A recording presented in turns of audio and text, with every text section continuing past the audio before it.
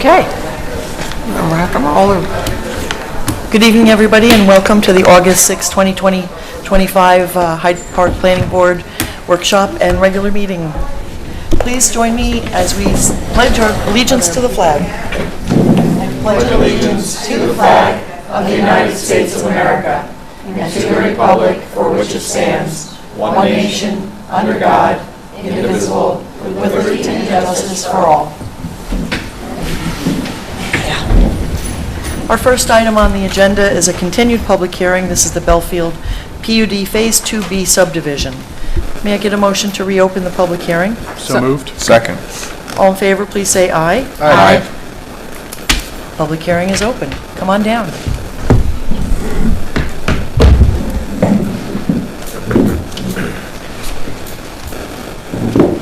Good evening, and thank you very much. Larry Boudreau with Belfield. Jared O'Connor to my left is with me tonight. So again, thank you for all your support and your help, phone calls, offline meetings, meeting with Tad and Pete, very helpful, very productive. We're making great progress. By way of update,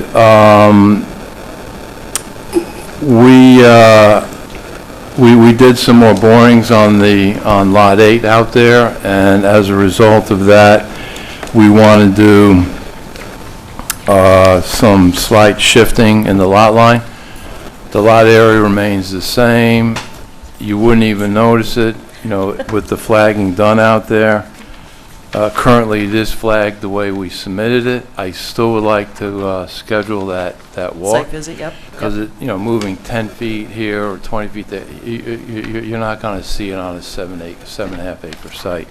So I'd still like to schedule that. I'd like to get that scheduled before the 9/3 or September 3rd planning board meeting, so everybody has a chance to get out. I'm also going to finalize the waivers, and I'll get that to you on August 19th. So I'll resubmit the slight change to the lot line on August 19th for the September 3rd meeting, and I'll formalize the waivers that we're requesting. There's not that many of them, but there's a few of them. And as we discussed, the waivers appeared to be fairly straightforward, but having the clarification I'm going to do that. helps all of us Yep, just understood. to wrap our heads around it. Understood. And then on the site walk, are you thinking a couple of dates? Well, when we were trying to get it done before tonight, I was thinking of if we had to split it out into 2 dates. Okay. And if we still need to do that, I would Okay. work with you to find out what's Okay. best. But we have Okay. some time. We can poll everyone to kind of find hopefully there will be a sweet spot. Okay, terrific. Well, we're ready to go. I will get the flagging updated, and I'm looking forward to the site walk. I think it'll be very, very helpful. Okay, great. Is there any time between now and the 3rd that you're not available? No, all set. You're there 24/7, right? 24. Me and him. In fact, we're going to go meet with Tom after this. Okay, all right. So- Well, it's still light out probably, Yeah. so. Yep. All right, great. Okay. Yeah, all the comments that came from the town, we addressed them, we went over them. So I think we're very, very close to getting the preliminary plat, Okay. wrapped up. Do you know, when you shift the lot lines, will you be making the lot size larger? No, it's going to be about the same, 7.5 acres. Okay, Yeah, it's just sliding to the west to get off the the slope, slope, yeah. because of the rock, Yeah. yes, okay. So how does that work with the road alignment? The road alignment will actually slide with it, Okay. and then it will align with the roundabout better. So it actually Okay. works out better. Everything stays the same, the 72 feet. City Winery would stay where it's at. The buildings, 1100, 1200 will take up, the gap there, however much we move Okay, it. because they can be Yeah. adjusted a bit. Yeah, we'll adjust it there. Okay. City Winery remains the same. Okay. location. Yeah, the 1,100 and 1,200 buildings did not take up the entire space Right. around the Village Green. Right, Okay, right, that makes sense. yeah. Makes sense. Let me do a quick, is there any more? No, that's the update, site walk, slight revision to the lot line. We've addressed the comments. I'm going to get you a formal waiver request explaining that on the 19th. So we're looking obviously forward to the site walk and the next planning board meeting on the 3rd. So I know that it may pop up here, but I know one of the questions that we discussed was that removal of the drop-off loop. But that looks like that may not have been removed, correct? We're trying to get it back. Okay. Yeah, By popular demand? we're Okay. trying to get it back, yeah. Right. No, it's a good thing to have, and it articulates the building too, so Okay, we're looking because I at just that. wanted to, you Yep. may hear that repeated. Yeah, so we're trying to get it back. Most likely, we'll be able to get it back. Great. All right, so I'm going to go Okay, off to my yeah. left over here and find, Tad, do you have any comments on this? No, I think all the changes that, and the discussions that we had, I think we're on track for authorization. Excellent. Ms. Franson? No comments at this time, thank you. Mr. Sotero? No. Ms. Polidoro? Nope, we'll review the new submission when it comes in. Okay, great. Mr. Tuttle? Nope, no new comments at this time. Mr. Waters, welcome. Yes, thank you. No new comment. Ms. Hauser? No comments. Okay. Mr. Oliver? I'll be looking forward to the site walk, and Yes. thank you for continuing your ongoing progress with this. Great, thank you. Ms. Lee? No new comments. Okay, thanks. Mr. Curcio? No comments. Okay, Okay. thank you. There you go. Okay. And I already brought up my one comment about the drop-off loop. I would like to entertain adjourning this, you said to September 3rd? Mm-hmm. May I get a motion to adjourn the public hearing to September 3rd? Do we need to check for public first? Oh, I'm or- sorry. Is there anybody in the public? Thank you very much. Is there anybody in the public who would like to speak to this application? There being none, may I get a motion to adjourn the public hearing to September 3rd? So moved. Second. All in favor, please say aye. Aye. There Thank go. you Thank very you. much. Talk to you later. The next item on the agenda is, we're out of public hearing. We would like to discuss the rent-a-space self-storage. This is a climate-controlled self-storage located on Route 9 in Hyde Park, just south of the Cupola sites. Welcome. Evening, everybody. Good evening. My name is Frank Riddle, project manager for Rent Space. Kelly Riddle Hardesty and David Hardesty are with me. It's been a while since we appeared before you, and we've been trying to make a lot of headway. To refresh everybody's recollection, we're dealing with a vacant lot right now. It's approximately 5 acres, 5.038 to be exact. And the application is to receive site plan approval so that we can construct a climate-controlled self-storage facility. The plans have been designed so that all bulk regulations have been met. It's code compliant. We don't need any variances. The property is going to be serviced by municipal water and private septic. We've been able to compute the area of the building and the parking. As far as scale goes, we're less than the 65,000 square feet, 64,393 square feet to be exact, so we are under that. One of the major things that we've been trying to do is, we did a lot of work on the elevations. Yeah. We're trying to find where that is up here. I'm just going to open mine up.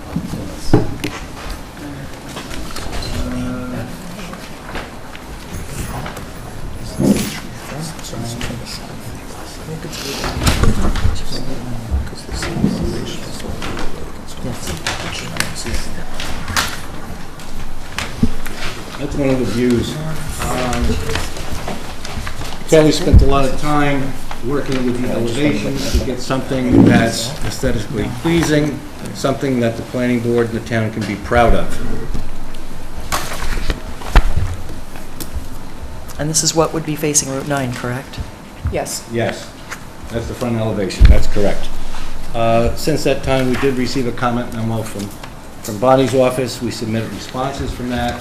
Yesterday, we did receive something from Renya Engineering. Thank you, Peter. Didn't see anything insurmountable in that. No. We'll be able to make changes for the next submission. What we'd like to do this evening is to sort of get the ball rolling so that we can proceed with seeker, declare your intent to be lead agent, do some circulation, and that's about it. We do have a resolution prepared for this evening. Okay. Great. Doing exactly what you just said.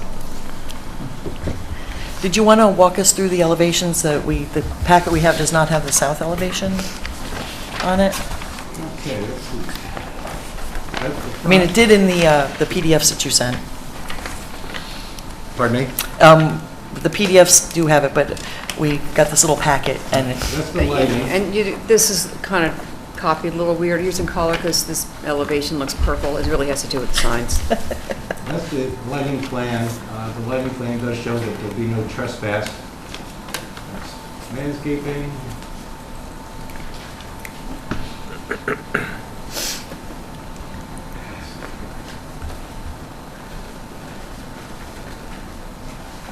This is just engineering here.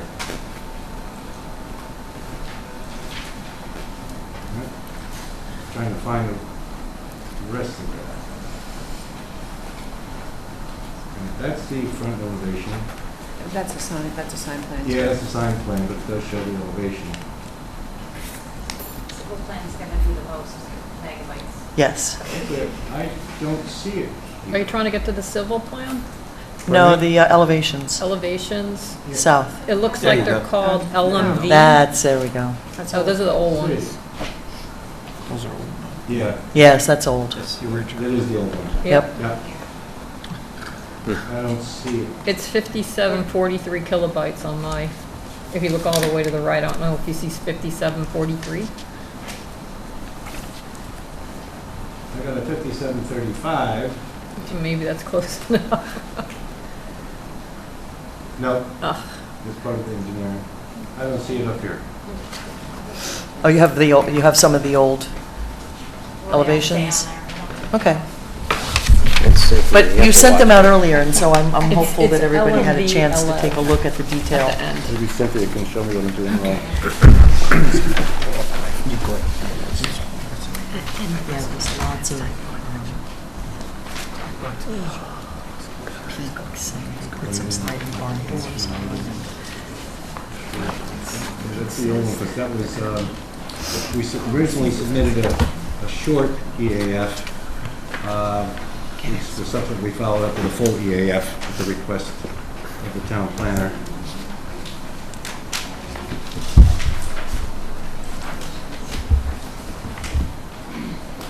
We're going to have these put on boards for the public hearing, so Yep. everybody will Actually, I see think it. if you That's right scroll there. down, you'll see the That's other it. elevations, I Yeah. think. Okay. Thank you, Cynthia. There you go. There you go. Okay. That would be the west. That's the rear of the building. This is the north elevation. This would be from Capola's looking into us. That's the other half of that. You just Yeah. Yeah, they're... that's a stick The and building is around 300 feet in length? sounds right. Yeah, right, That's yeah. about right. This is the south elevation. This would be looking from Scenic Hudson in. Right, and which one is closest to Route 9? The bottom one, the bottom part? That would be the front elevation. This one. Scroll all the way up. No, she Of means that No, I mean, look size. at the south elevation. Oh, which is the front part of Yes, Route 9? yes. Sorry, scroll back down to where you were. Hold on.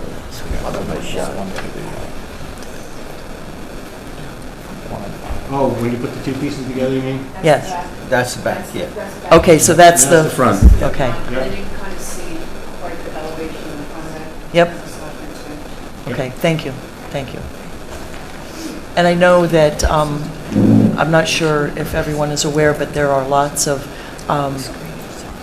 what would you call it, agrarian items that have been added to this. So you have something that looks like old-fashioned barn doors that slide, and you have the old-fashioned windows that, These are all, these are like old fashioned barns and shutters. right,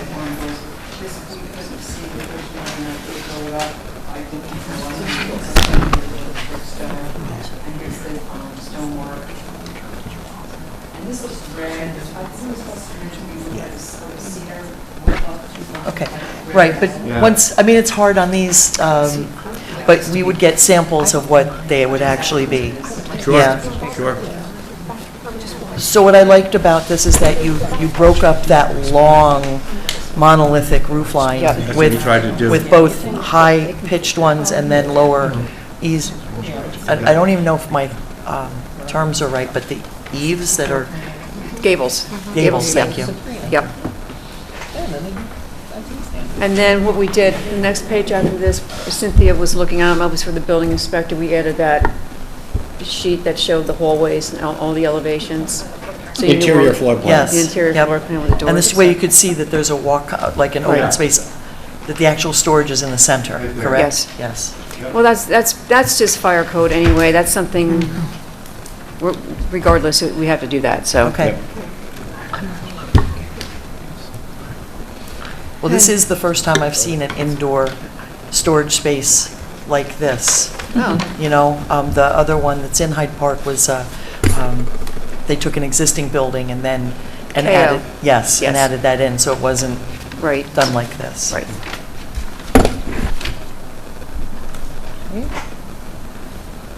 Did you want to talk at all about your discussions with Scenic Hudson? Sure. He's becoming my new best friend. Sure. Jeff, yeah, we've gone back and forth. I had reached out to him by the advice of Cynthia that maybe we should just go ahead. He was on vacation. Yes. Yes. So when he did get back, we were able to catch up by phone a couple times. Today was one of them. And by happenstance, why Steve Brelier called you was he was sitting in my office so we could go walk the property. And we were trying to figure out what this tree line was. I, for some reason, always thought this was some kind of a high-end planted tree line.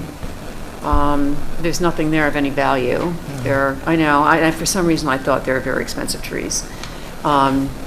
Regardless, at least we know what everything is right now.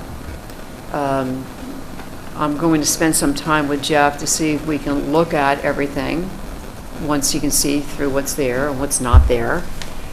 We have a landscape plan regardless that we should do screenage for them. I don't think they're going to be able to see this building regardless, but we're going to continue to move forward on it. And if there is something that's bothering Scenic Hudson, we're going to figure out how to make Scenic Hudson happy. And they did send out a comment letter, which really Yes. just basically discussed their concern about screening. Right. I didn't see any other concerns that they had. Yep. Just the visual impact. The visual Correct, impact. correct. Which I think you heard pretty much I got it. echoed around the table here. Well, I got it, Ann. Yes, but that's all I heard. And then I was on the site. It was so funny. I drove by your site. It looked like you were all just getting back in your cars on Monday. That's when I was walking down there with Steve, yes. And I had to go into FDR anyway. Okay. And so when I was stopped, I'm looking, and that is I mean, there's nothing of value, but it does, I mean, there is total screening It does through there. screen it, you know, it is what it is, and I But don't know But it how can be recreated, you know, and do I what. think, I really would like to kind of figure out what is there and what is keepable and what is, you know, because you're looking at a plan like this, I don't know, I really, for some reason, thought everything was on their side, and then we kind of got there, and some of these trees are split right down the middle of us. Oh, Some of it concerns me. There's a walnut tree there, and apparently nothing will grow underneath the ground. No, you're a landscaper, right? Yeah, you Yep. can't. Yep, don't They try emit something planting underneath tomatoes that under a nothing black grows. walnut, yep. I think Will there's kill only, everything. yeah, there's only one tree that may be of value. He thinks there might be a cherry tree there. I told you I don't do snakes, so I was not going to walk back there and look at it, but at some point we'll identify, you know, we will. If I've got to get somebody in a brush hog or Right, something. right. And we'll work through all those details, but I'm glad that you reached out Mm-hmm. and are having a good open dialogue with Scenic Hudson. He's very accommodating. We'll figure it out. That's great, Yep. yes. Yeah, I Yep. didn't see anything that was a showstopper. Yep. Excellent. But outside of that, I didn't, the landscaping plan is that the landscaping plan is called for. We'll do great, we'll do what we can. It was just trying to figure out when I had the surveyor go back in there and mark everything again, just so we understood exactly where these trees were. Okay. Yeah, if So they're senior you'll custom see trees that, or our trees. you'll see Right. that in your site visit as well. So the other question I had, so the stone wall does not go all the way back, is that correct? So when you're at Route 9 and you look, it almost looks like there's a stone wall that goes along the side of your, I don't think But that's us. that's, I mean, we obviously are going to recreate the one in front, right, right. but I But there don't, was not one that goes along There's nothing. the I think east-west. that's further to the south. Okay. what's that, yeah. Chris? I think it's further to the south. Yeah, I think it's on their property. Okay. Yeah, that's why a site walk, once we're ready, Yep. would be very You should probably beneficial. let me know, because if you really want to get back there, I'm really going to have to get somebody to do some brush hogging or something. Yeah, Which I can do, like, in a, it's not a big deal, but I wasn't going to walk back there. no, and No. I've done some site walks Mhm. where, it's a little uncomfortable I between the always find snakes and snakes. the I ticks. know, and and the- I'm just like, yeah, Yeah, Dave.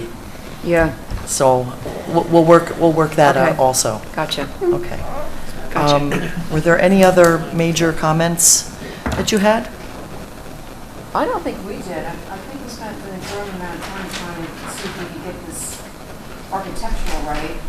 City Hudson was my other concern, because I want to make sure, they're okay with what we're doing in the screen, and they're comfortable with everything. Right. We were able to attach this floor plan so you could see where the hallways and et cetera were on the site. And outside of that, Pete had sent some comments. Michelle, our engineer, has been working on it. I think they just need to communicate. There didn't look like there was anything that was a deal killer or a real problem that I could see or understand. Okay. DOT, well, DOT will be when they circulate, I That's guess. circulation. Yeah. Right, which, again, we have a resolution prepared Yeah, do you tonight. remember, I think DOT, when we brought that fill in, identified that that's the curb cut that's there, and that's what they identified. Does that ring a bell to you? I know that you had to have permission to bring it in, but I don't I thought we remember spent- if it okay, was well, temporary or if it was the final one. But he said that that was going to be. I think it lines up with the other road, so. That's Okay. where they Mhm. were definitely along. Oh, interesting. How long ago was that you brought in that film? 20 years, 15 years. I'm at that point in my life where everything was 10 years ago. Everything was 10 years ago. It was a while No, ago. I'm getting to the point, it was a long time. It was a while ago. You were around too. We're really old. You had been around a while. Thank you very much. That was But I'm old. It's a enough nice to know compliment. you. Thank you very much. You're welcome, no problem. But you look, Yeah. not at a planning board meeting, Pete. Be Okay. careful, he may give us another comment. Yeah, I never know, mind. I I'm know, retired. I know. don't care. Well, since we started with Tad, I will let Tad bring up any more comments that you might have. I have not reviewed the signage yet. Okay. It looks like the area calculation needs to be calculated a little differently. I'll work with the sign person on it. I don't think it's out of parameter. Okay, there's no one big... I don't think so, but I haven't item? looked at it. The measurements that were given were just for the letters, but the white background on the dark Okay, yep. needs the measurements. So I'll deal with that, and then, the only other thing is the landscape discussion, if we're Yep. going to just have the arborvitaes, or if we're going to interplant with some other trees, or what we're going to do with that. I'm almost asking permission that might become a field change at some point if there's something that's better or works better. And I'm kind of already working with Jeff on a couple of Yeah. ideas, so, okay. All right. Excellent. And you may have some other suggestions? There you may hear? be a tree I don't want to take down. Ah, Or, do you know what I'm yes. saying? I mean, Yep, like, yep. why take this cherry tree down to put up 3 arborvitaes but anyway, Yep. and it's kind of a weird thing because you really kind of got to go in there and start to take everything down, but I don't want to do it now. Well, you can't do it now because of the bats. So we really can't do it until November, even if I wanted to, but I don't want to do it, but I can't do it unless we have site plans. So it's Right. a left-hand, right-hand. So that is Right. why I thought with Jeff, we get out there and try to walk when the leaves were down. Yes. So there was some kind of and you could see what the real junk trees were and what the good And trees there's were. plenty of them, I know that. And yeah, it's been growing like that for how many years? So I've owned the property for, what do we figure out, since like 1992 or something like that? It's been like All Or right. 10 years. Yeah. 10 years. 10 years, 10 years. Sounds like many, so, 10 plus. yeah. 10 plus, Yeah. there you go, Okay. Dave, that's good. Yeah, But again, all the conversations are going and all the right Yep. people are engaged, so yep. excellent. Ms. Franson?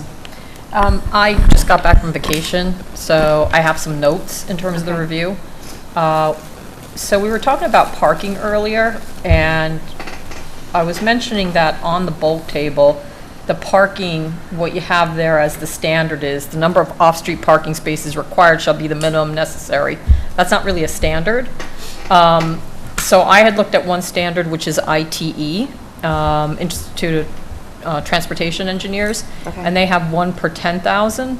One of the things that Tad and I were looking at is your scale is actually below. You're at 64,393. Yes. So I think in theory you could put 3 more and you would meet the standards. So you were talking about parking by the doors. If you needed to, you could, and if the planning board thought a couple more would be useful, you could put them along the building where the doors are. And hopefully that wouldn't affect you and it wouldn't affect your scale. Are you making this too easy, Donnie? On what side are you talking about, Bonnie? Scaring me? Where 'cause I believe you were talking about the doors. And then I was also going to show you, just so you also recall, if you want more parking spaces, I can put them on. I just wanted to see what was loading. Do you know what that page that is that shows the building with the loading zones and stuff too? It's one of the elevations, isn't it? Oh, no, it's just site plans. Keep going. It's the site plan. Just so, also, so when you're looking at the site plan itself, Yep, you have a loading zone here, Mhm. which is enough for a couple, you've got, a couple cars here. yep. And all these loading zones are all meant for people to park and load too, so. Maybe they can be like somehow kind of like. Can you so- show me where you might be thinking about putting these? Well, I thought you had said there were some side doors. There are some side doors. Yeah, so possibly there if Okay. you can maneuver, but maybe you could show the loading spaces almost like it's one loading space, but it could also be 2 parking spaces, you know what I mean? Well, that's The how equivalent? that's how we were treating them at the other site that we did.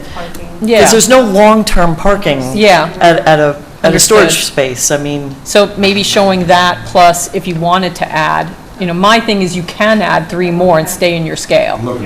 I think that one that was just up here shows all the doors exit to the outside. Thing by the front, by the main entry door, right? No, I think on the sides you were talking about, you had some doors I thought you had indicated, or was it in the There are front? some doors, there's some exit doors, Yeah. so let me. Yeah, I think it's up to you. I think it was just 3 spaces, at least in the front, was, I believe you figured it out. Yeah. Let me figure it so out. Yeah. Bonnie, are you saying that instead of, trying to find a place where you can put all your parking in, if you have it at various locations throughout the site? if it works for them. Yeah. For their people who are going to be tenants and using Right. the spots. And What's that? They're gonna go in, they want to go in and out where it's. Are Of all- course. Are all the doors open, so you can go in any door? You don't have to go through the main door? I don't really know off the top of my head, I was just thinking that, but Yeah. But it makes a difference. you know what we do? You put the little codes on the outside. Okay. So Right. you have an entry code, which will be down the back, so people just can't wander through these buildings, so whatever I do in those back sliders, Okay. I would put on these doors. Yeah. Yeah. So I think, again, you have up to potential for 3 additional parking spaces All right, to so the answer to is put yes, in I'll find that it. might benefit you.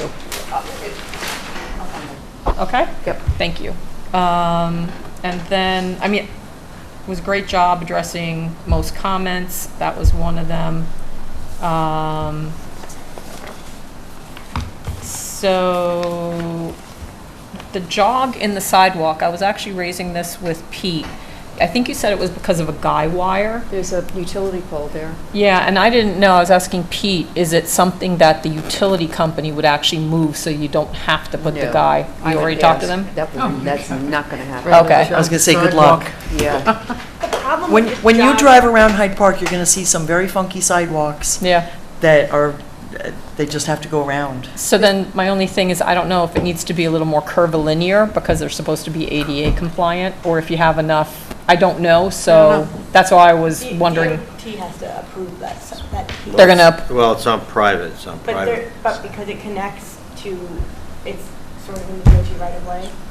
No, it's on private. It's shown, if I'm not mistaken, it's shown on private property. The whole sidewalk? Yeah. right? It's not in the DOT. It's not in the DOT but right away? Huh? Because, what you don't want to get. Yeah, they don't want it because then the town, Right. if it's in the right of way, then the town's got to maintain it. But it's going to be like the Saki, right? They're going to want like a public access. So if you want to do something there, it's just a matter of letting me know if you think something is. Well, I think you guys have your engineer just look into the design and make sure it meets the minimum ADA requirements. And then, The curve isn't too sharp that someone in a wheelchair couldn't. Like the jog or maneuver. whatever. yeah, it They might go may into need the to be pole. more curvilinear, that's all. Okay. Yeah. Sweet. Isn't that sweet? You like that? Thank you. I learned it from you, I think. No, you did not learn that from curvilinear. That we do for a fire truck. Okay, that's fine. Yeah, and do they need a crosswalk of some sort across the driveway where the sidewalk yeah. is? Yeah, So, it'd be across. Crosswalk between the a Just striped, striping. a striping. That cross. Or Yeah, different, or different material, something to delineate visually. To lead from the, I'm sorry. From the one side of the sidewalk across your Across driveway. Across your driveway. Yeah. Okay, gotcha. Yep. Okay. And I had, and you did indicate on a future landscape plan, you'll add the notes about maintain for the life of the use. If it's substituted, it's with town approval, which means TAD. So Okay. if for any reason you decide to change things out, that the town knows about it. Yeah, we would do like a field change with CAD, right? Yeah. And Yep. figure out what to do. Okay. She'll I had send it a, back to the planning board if it's too much. I had a couple comments about the landscaping, the lighting. It's more about what's shown on the plan. It's technical, I won't get into it, but I'll send those Okay, comments. that's great. So from a seeker perspective, the EAF for circulation, it looked great. Two little comments. One was, I think there's a reference still to solar panels, and I think you're taking those out. Yes. Right? I'm not going to do them, I right? don't think I can do that. When we change the whole elevation of the roof, it doesn't work anymore because we're. Yeah, making that's some- fine. I think we just deleted off of Okay, that that's EAF. fine. Thank you. And then I think you are removing natural barriers as a screen. You are putting them back in, but we should probably just check it yes. And that was it. Is that part of the landscaping? Yeah, they will, so the. So kind they're of removing, but they're Yeah, so replacing. the remove and mitigation is that they're going to replace it, but replace. Yep. at least for. It should be mentioned. Yeah, Yes. and that was it. That's not much. No. Just SHPO, have they responded to you at all? or- Don't we need plans to go to them? SHPO has not responded to us, and that's been over. Well, no. SHPO's on hold because we haven't set the plans from them. So Okay. do we We've have to already wait got a file number and everything, but we're waiting for these plans Okay, to be something to send them. okay. And we will be circulating to them. Yeah, yes, Yeah. Yes. Yeah. You would be Right, circulating, right. we would not, because you would have to, okay. That's sorry. yeah, they have to upload it. And I'm just concerned about the lead time for it, so hopefully I think they care about the limits of disturbance, not necessarily all the nuances within. So if your limits of disturbance are staying the same, that's what they especially care about. Okay. Do you get that? Yep. Okay. And I would send the elevations just because another section of SHPO may ask, because you're next to the Morgan property, they may ask for something. And it looks like you have that, set. With regard to the wetlands, we are going to circulate. So we'll see what they say. There are two paths you can take. So let's say they say, we think this is going to be a state wetland. Then you go through this JD process. It may be easier just to go direct to DEC Region 3 and find out so that you're not, it's like a 100-day waiting period to get a determination from the state. So it might be better just to go direct to Region 3. And you're I'm not even doing it. impacting the 100 feet, so it doesn't even matter, but, They're required to do it. and they may send you a review letter that says, yeah, we're gonna look at it, and now you have to start the process. We're working with a couple of really good people at DEC right now on other projects. so Perfect. It's good, it's fine. And that's it, thank you. Okay, thank you. Thank you, Ms. Franson. Mr. Sotero. Yeah, so I issued a letter yesterday. Most of it is technical. I'll work, with Berger's office on that. There are like a couple things that I just want to go bring up that, the board and the applicants, should be interested or are interested in, of course. So one is there's a existing drainage path that comes through the Capola property where the motel is and comes onto this property.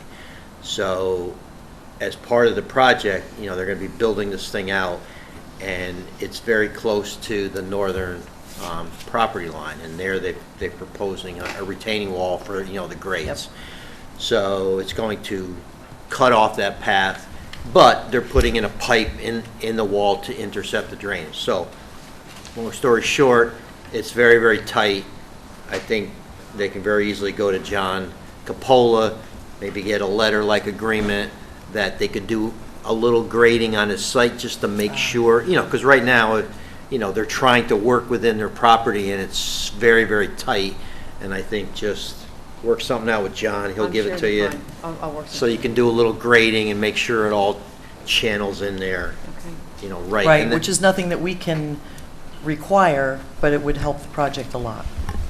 Well, I help mean, John, it- too. if we Yeah. find them, Right. if they were to work on Yeah. somebody else's property without permission, that's. Right, but we also can't ask that, we But can't it's not gonna be an require issue. the off. I don't, no, I No, don't think it's an he's not issue. gonna be an I issue. think it's So- fine, yeah. Right.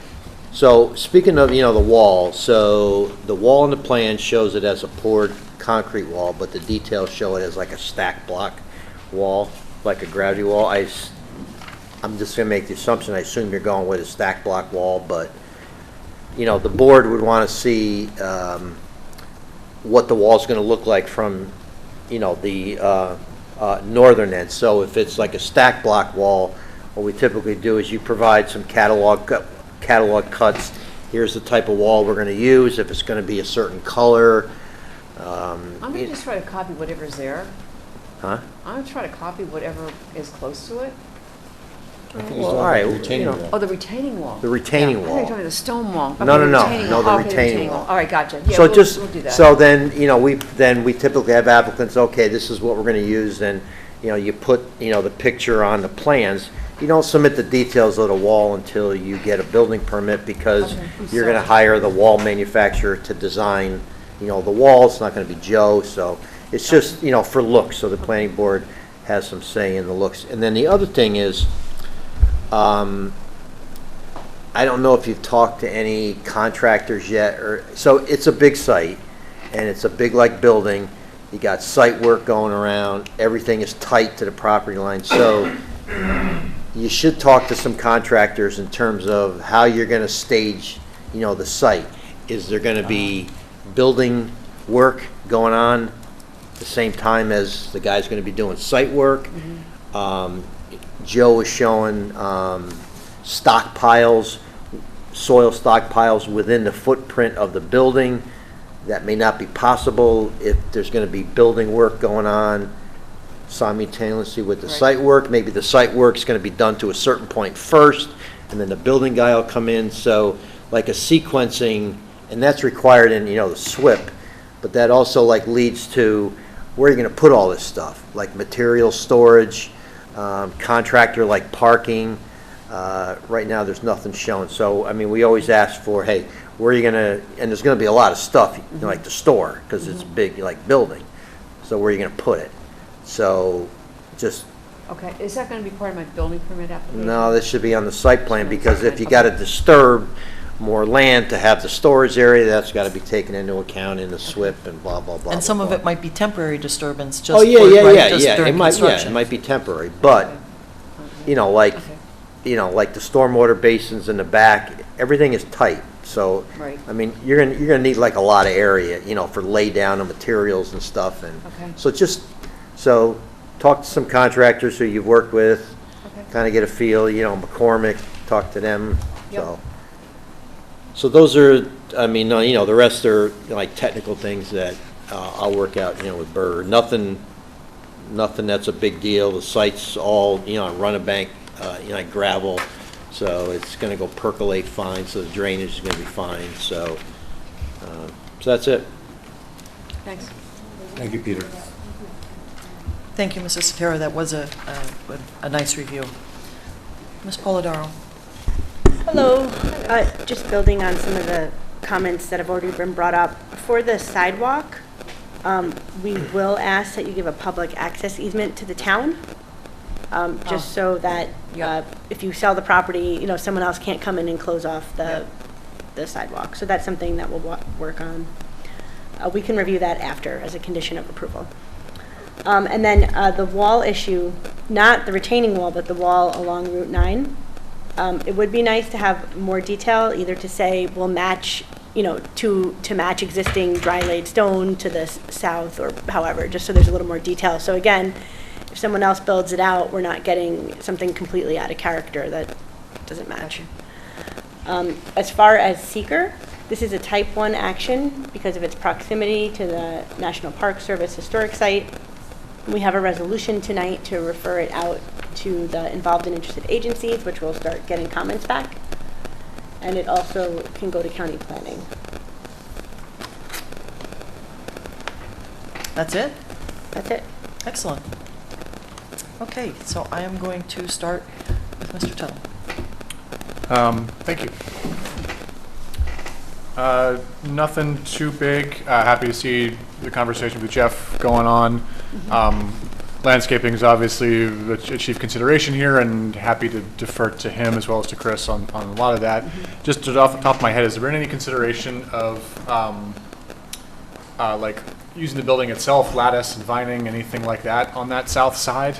I'm sorry, use the building for what? Using the building for sort of screening itself, doing like a lattice and vining, things like that on that side to incorporate some greenery I into hadn't that thought element about of the it. building. I hadn't thought about it. Okay, just given limited space, the space constraints on the south side of that building, I wonder if that could be a potential solution. We'll take a look at that, see if that's something, yeah.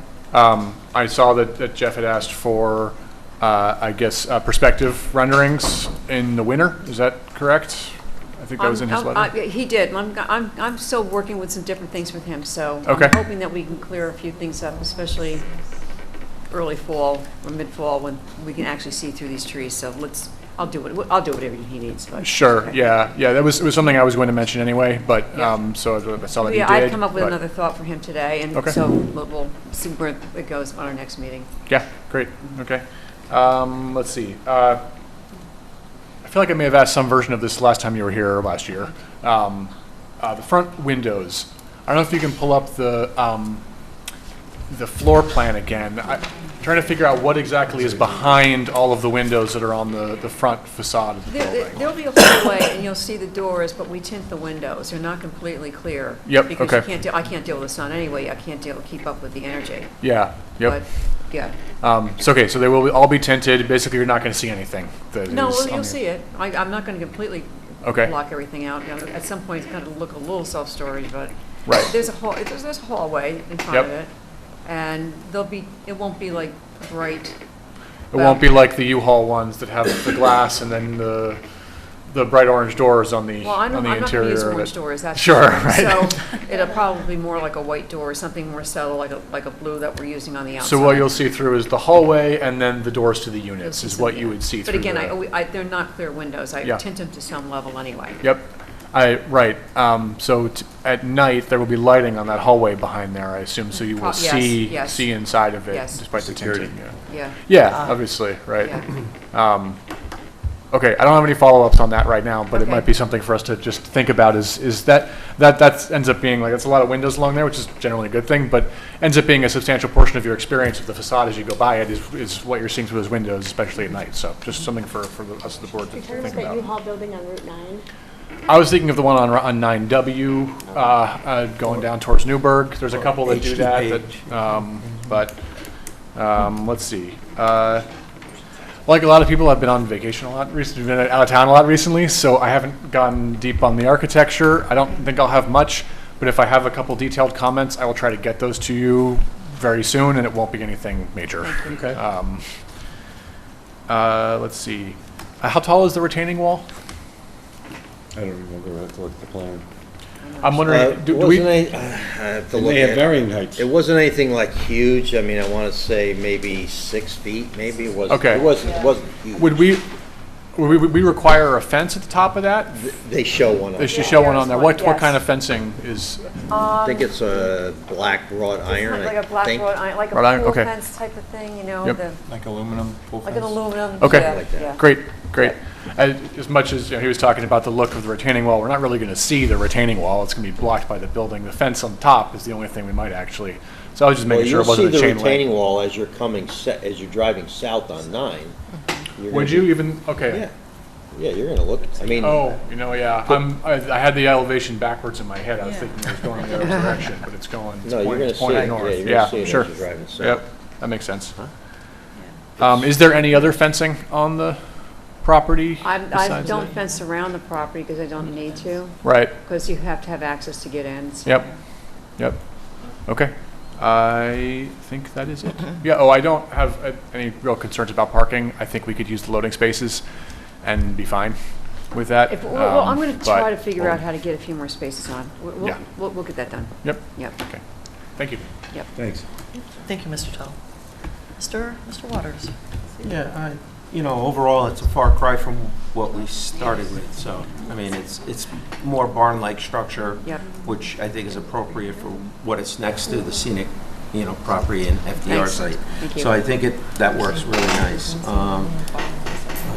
But just a couple little things that, again, I can, it's hard for me, there's some, This is high. there's no length Then it of drops down on structure this side. on these, so I need to scale it, but, I like this on there. yeah. They scaled it. Yeah, but the back, yeah, the dimensions on the length of the walls would be good, and where there might be articulation happening, and that's mostly around by the loading zone area. I'm sorry, I thought that was on one of the plans. The one that faces to the back. Yeah, the back, yeah. But they said something about, didn't they, I mean, one of the comments in Scenic, or I read, or I was reading, one of his comments was that some of the older, the property that used to be Roosevelt's that went to a Morgan property Yeah, so might cut some wood if you be don't want- developed, not developed at some time, but we don't know what they're gonna do with that. So you might actually see the back of that structure now, from yours. don't You don't go know. down to the river, so, Yeah, I'm not sure. It looks like you can't see anything all the way back, but I don't know. yeah. But so- your property goes back fairly far, doesn't it? Yeah, it Yeah. does. Yeah, so if there's natural And drops screening, down. Yeah. that's what they're gonna check in the fall, Yeah, so yeah. that it doesn't, hurt anything that they're doing in the future too. Right. So it's just to, cross the Ts and dot the Is. Yep. And then just in general, I just had some proportional questions. And that was with the cross gables. Some of them look a little bit small, and I think it would be beneficial to maybe open them up a little bit, and that would take up some of that length of wall space that appears on, especially on the scenic side of the property. The south elevation? The south elevation, yeah. And, just opening some of these up a little bit to match what is existing in other places. So, I'll have more comments by the next time. I'll Okay, definitely. thank you. But overall, it's a far cry from where it was. Thank you. So thank you.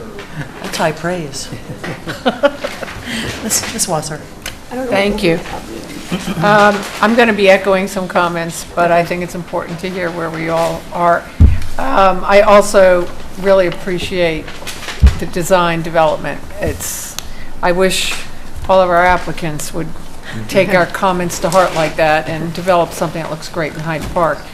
I agree with Rob's comments that in some of those gables, west and south, I think in particular, if you could widen them a little bit. Okay. To break in, the barn doors, and there was one that had stone. Okay. And I think if a few of those could just widen a bit, it would break up the building. Okay.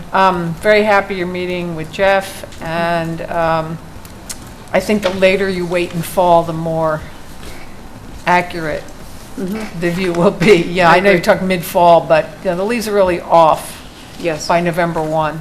Yep. So that would be good Yep. on the timing.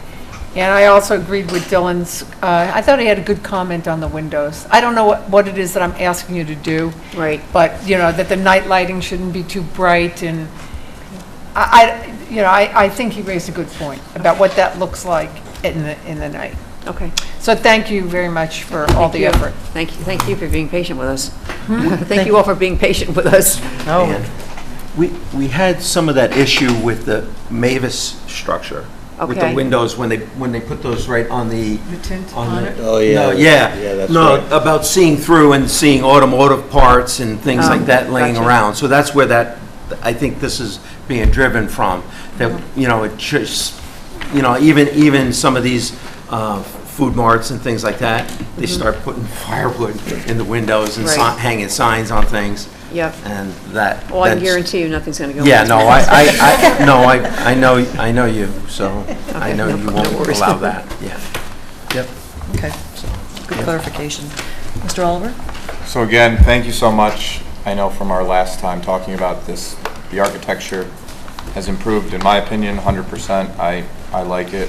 I don't have any concerns with it. And just to make a comment on the windows, I don't necessarily disagree with my colleagues, but I don't know if it's within our purview necessarily, because I feel like if we start looking at what things look like on the inside from the outside, we might have to kind of draw that line somewhere. And like if we do like Stop and Shop, right? As long as there's no signage or neon lights going in these windows, I just feel like it might be an overreach at some point where, okay, we've already established there's not going to be signage, there's no things going in the windows. If we start looking at lighting plans from the inside, like I don't know where that line gets drawn, because I mean, how do you feel about that, Victoria? So, I mean, I agree. We generally don't look at interior lighting. I heard Mr. Tuttle's concern as being not that light will be spilling out, but that he doesn't want the facade when you drive by, which, that is the planning board, Correct. the view, to be the doors, because that's what you'll see at night. So, But like I said, I don't necessarily disagree, but Yeah. I don't know how to look at that from a context of, not a light. That's why I'm referring to you, because it's kind of a... it falls within that gray area of site plan approval. And So- a little Yep. secret Yeah, too. for that matter, you could tell ShopRite you can't see any groceries from the outside. That's kind of where I'm like, where do you draw that line? Well, I mean, here though, because this is a very sensitive historic resource, I think it's Hyde Park's most important historic resource in some sense. I think you do get a little more discretion to make sure that you're not going to have visual obstructions under seeker, under site plan. But I mean, the board has to act within reason. I think a simple solution to that might be, on that section of doors, to just maybe have a neutral tone color palette. I'm So- not, so that I'm it- not doing We're not orange. I getting totally orange agree with you. doors. We're Yeah. not doing No, not the orange doors, but not even white, Light because blue, that light might blue. pass through, but maybe if it's a gray or a muted color. I totally agree with you. Yeah. So- Almost and like that's a all way your to shirt. solve it. No, I totally agree Yeah. with you, and I think that we try to copy some of the colors that's already on the building, that we try to get something that's not obnoxious. So it's almost like an extension of Yes, the building I to agree. the window. I totally Exactly. agree with you. You're exactly Yep. right.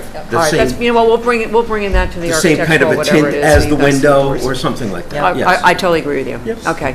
And just lastly, just thank you for all your effort in getting this Thank you. up to where, we were hoping. No, it to I be. appreciate everything. You guys have been very patient with me, so Well, thank you. it's very good, so. Thank you, Mr. Oliver. Ms. Lee? Hi, good evening.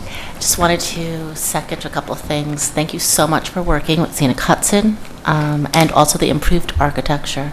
Okay, thank you. And maybe a quick solution for this conversation we're having about this interior hallway that's on Route 9 could simply be just a warmer light that's used so it's not so garish from the Gotcha. outside. Yeah. Okay, Thank you. Right, good point. right. Thank you, that's an excellent point. Mr. Gercio? It's been a lot said already. I think the building looks great. Thank you. So like they all said, I mean, it's a far cry from what it was before. I'm happy. I just think it's a positive. I have no comments other than that it's a good-looking building, Okay, and I think it'll be a good asset to Hyde Park. thank you. And that's it. Fine. So what we'll do is, Robert, why don't we just, I'll bring in a door sample, the metal sample just be Yeah, part of the plan. Oh, that's not a problem, there's lots of colors, so. Yeah, or a little swatch from the manufacturer, Yeah, whatever they they just make. they give you a little disc. Okay, that's We fine. do that when we get to architectural approval. But I think that's a simple solution to. No, I totally agree with you, and yeah, that's fine. I have this one. Thank you very much. I think it. you've gotten some excellent input. Thank I would echo that I think the elevations just are exactly what we were looking for. Okay. Something that fits in nicely, that, you know. Okay, so And you want me to again, update this as they when we want? talk about the landscaping, we're not necessarily trying to hide it completely, but, you know, we're trying to soften it because it is a very large building. I really, it's fine. I really, like, what's going on between us and Scenic Hudson, nobody, you're not going to see it regardless coming down Route 9. So the fact that if they don't want to see it, they don't want to see it. I don't care. Right.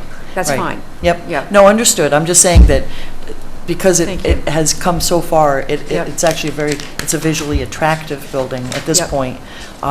So thank you very Thank much you. for all the work that you've been doing. I like that you had kept Bonnie's initial comments in front of you. You've been working within our code. So many, as you know, so many applicants don't do that. So I have not seen, of all the comments through here, I mean, you know, I think the most critical one might be Pete's talking about the staging and how do you move everything around so that you can build stuff and not step on yourself. That's going to be a challenge, but Yep.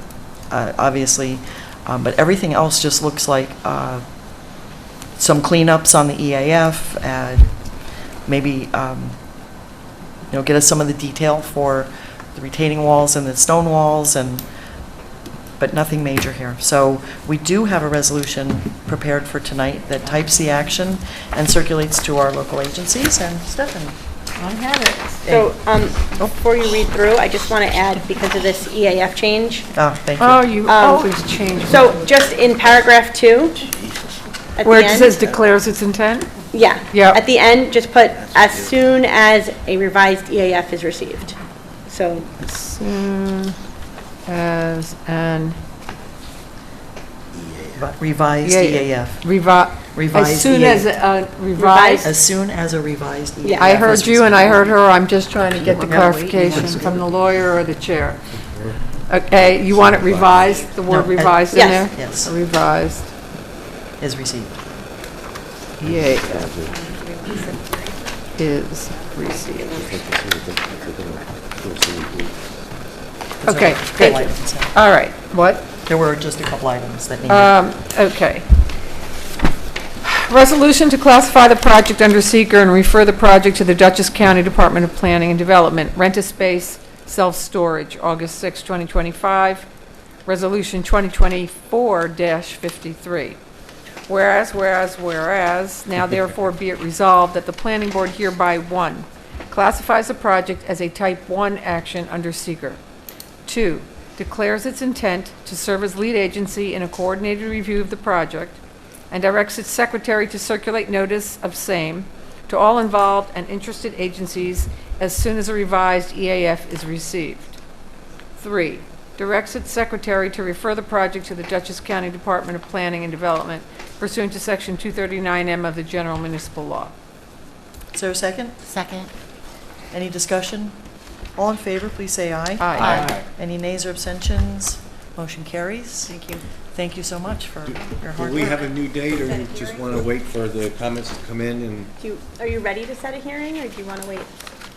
I don't see why we can't. I mean, I didn't hear anything major. So we could set a public hearing tonight. Do you have a Sure. date in mind? Well, we're going to probably have to wait at least 30 days for the 239. Yeah, so how about the referral, second so- meeting in September?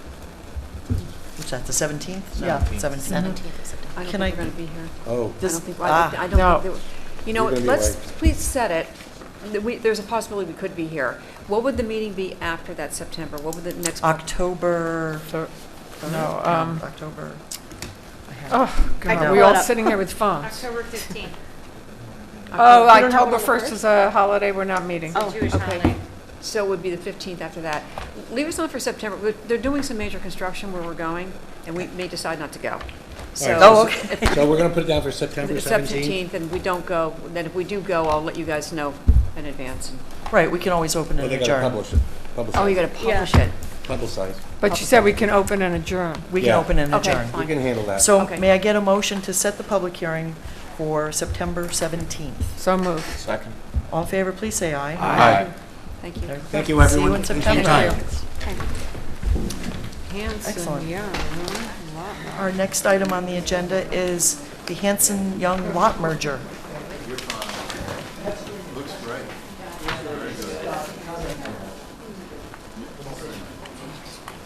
Oh, shoot, what time did we start? Good evening. Good evening, Matt Town. You're Matt Town Town? Engineering? That's Matt. me. Yep, Matt Town. Matt Town, yep. Can you use the microphone? Probably, yeah. Yeah, that might be a better one. Okay. You can move over, or just bring it to you. There you go. You got it. You got it. All right, so this is a pretty simple project. It's a lot merger. Matt Hanson and Jessica Young own 1490 Route 9G and the property behind it. Oh, yeah. So the front property, which they have an existing home on, it's 0.92 acres, and then the lot that they want to merge with it is vacant. It's 1.289 acres. It's in the Greenbelt district. Both lots are. Yeah, here we go. Thank you. Thank you. So yeah, these two lots to be merged. So there'll be one lot that's 2.209 acres in size. What they want to do is put a hobby shed garage back here on the property, and it'll have driveway access off Deer Hill Road. So that's pretty much it. I mean, we're going for an erosion sediment control permit also. We've submitted for that. I have a couple minor comments, but other than that, that's You're it. just here to formalize it here in the town. I know the county has already merged the lots. Right. That's right. Right. Okay. Thank you for that. Ms. Moss?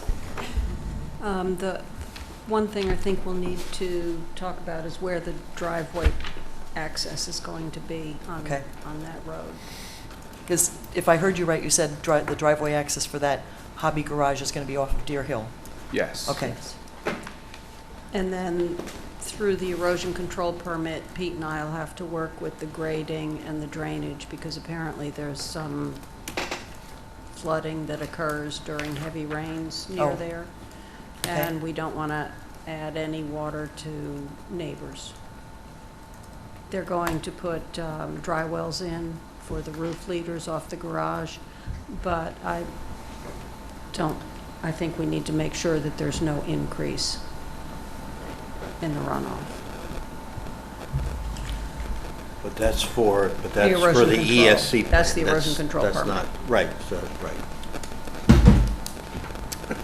That will be all part of that gets addressed as part Yeah, of the we whole deal review with that process. internally.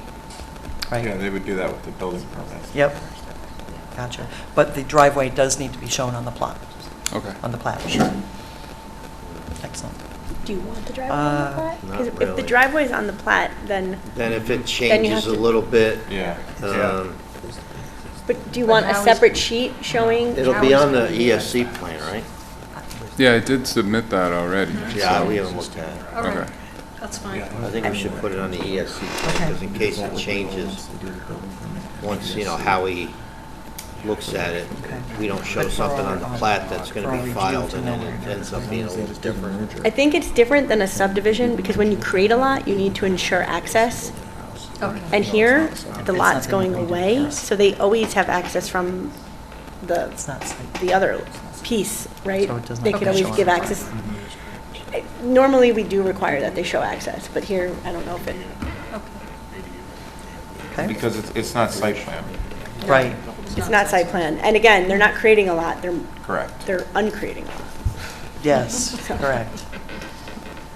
Mr. Sotero? Yeah. No, I don't have anything on Okay. the subdivision, no. All right. Victoria? It's gonna be a type 2 seeker action. We have a resolution tonight for you to do that. You also have to accept for sketch. There were a few comments that were provided to the engineer on some additions to the plat, and then there was one or two that are in the resolution, but they're just technical comments. Okay. Nice, nice. That's just not too bad. I'm going to start to my right. Mr. Curcio? Any comments on this? Really no comments. Okay. Ms. Lee? No comments right now. Thank you. Mr. Oliver? No comments, other than I believe all the other items should be handled with the building permit and the ESC, so I think the merger is fine. Okay, great. Ms. Wasser? Yeah, no additional comments. Mr. Waters? No comments? Mr. Tuttle? No comments. Okay, great. We do have a resolution for this tonight to type the action and accept for sketch. Ms. Lee, I believe you have this one. I do. Resolution to classify the action and accept for sketch the Hanson-Young lot merger, August 6, 2025, resolution number 2025-36. Whereas, now therefore it be resolved, the planning board hereby classifies the project as a type 2 seeker action. Number 2, classifies the project as a minor subdivision pursuant to the section 96-4 of the subdivision law. Number 3, accepts the sketch plan in accordance with section 96-12C of the subdivision law and requests the following information to be added to the final plat.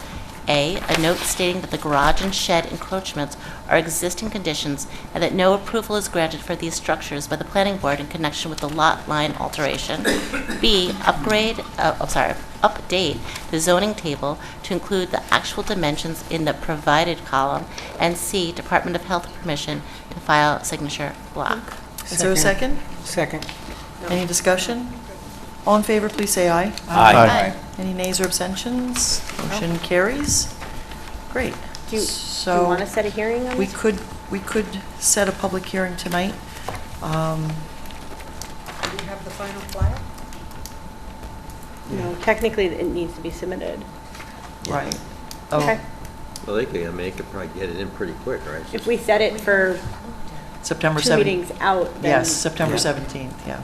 Would that work for you? Can you get those changes in and? Tomorrow, yeah. Okay, well, if that works. So may I get a motion to set the public hearing for September 17th? So moved. Second. All in favor, please say aye. Aye. There you go, you're on the agenda for the 17th. Thank you. Thank you. Thank you. Our next item on the agenda is the Thompson subdivision.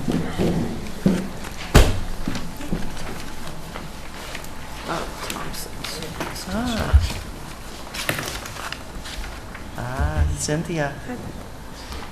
Yeah. Put the safe to remove thing on and.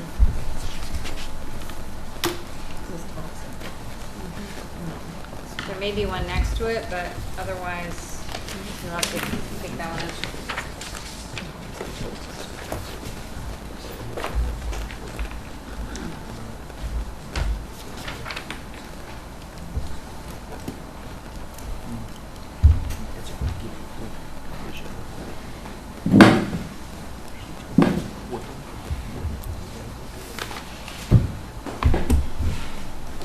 People usually sit there because it's a little bit closer.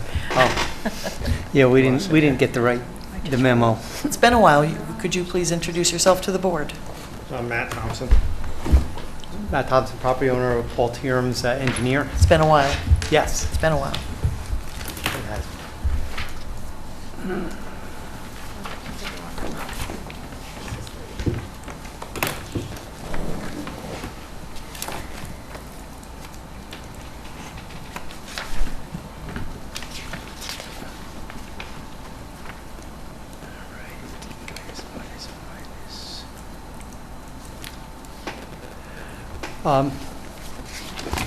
Matt owns basically 8 acres off of Richard Road. It also connects to Putnam Road in the Harvard Hills development. And currently, Matt has recently constructed a house as shown there.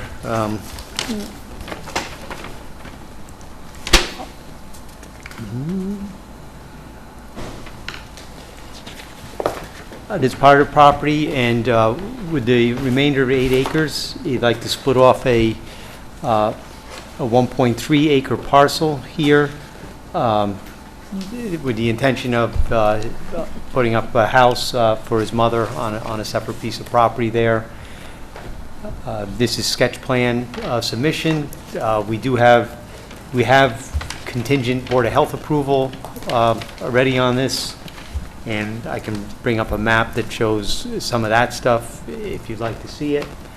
But, you know, that's really the extent of the application. Thank you.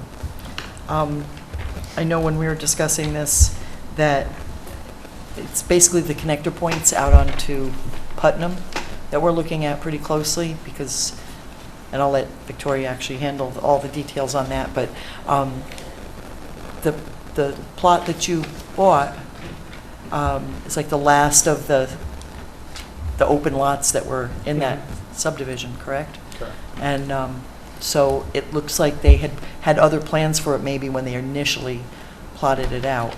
It showed like 20 houses up there, yeah. Yeah. So we just need to probably take a look closely at the legal lot lines and the roads that may or may not have been created or seeded, because it's also quite old at this point. So we've been trying to go through the history of that plot, but it all gets worked out. Okay. You know.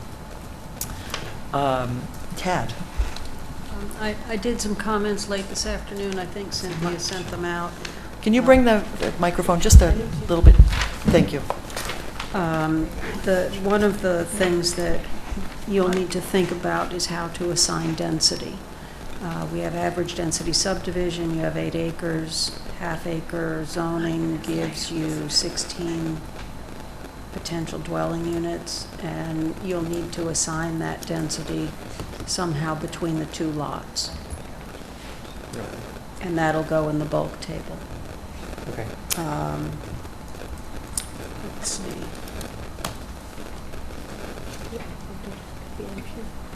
There were some other things. 30% open space is not required in this district, so that can come off unless you want to have the 30% open space. It's not required in the neighborhood district. There's 2 catch basins shown along the drive.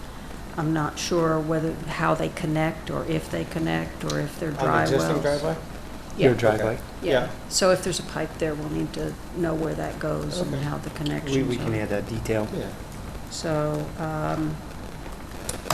the other thing is that there's supposed to be an average of 70 foot of frontage, and there's a length along the Putnam frontage that's not specified. There's a number that's left out. Yeah, the surveyor left one portion out, and I didn't notice it until I was to that point. Yeah, so we'll have to fill that in and make sure that fits. Other than that, I think Cynthia sent you a couple other minor things. I mean, is it? Yeah, I just got to, I received it at the end of the day. Yeah. So I got to briefly It looks read them, like but yeah. didn't look like anything too Nothing difficult. major. Yeah. Yes, I agree. Thank you, Tad. I know. Pete.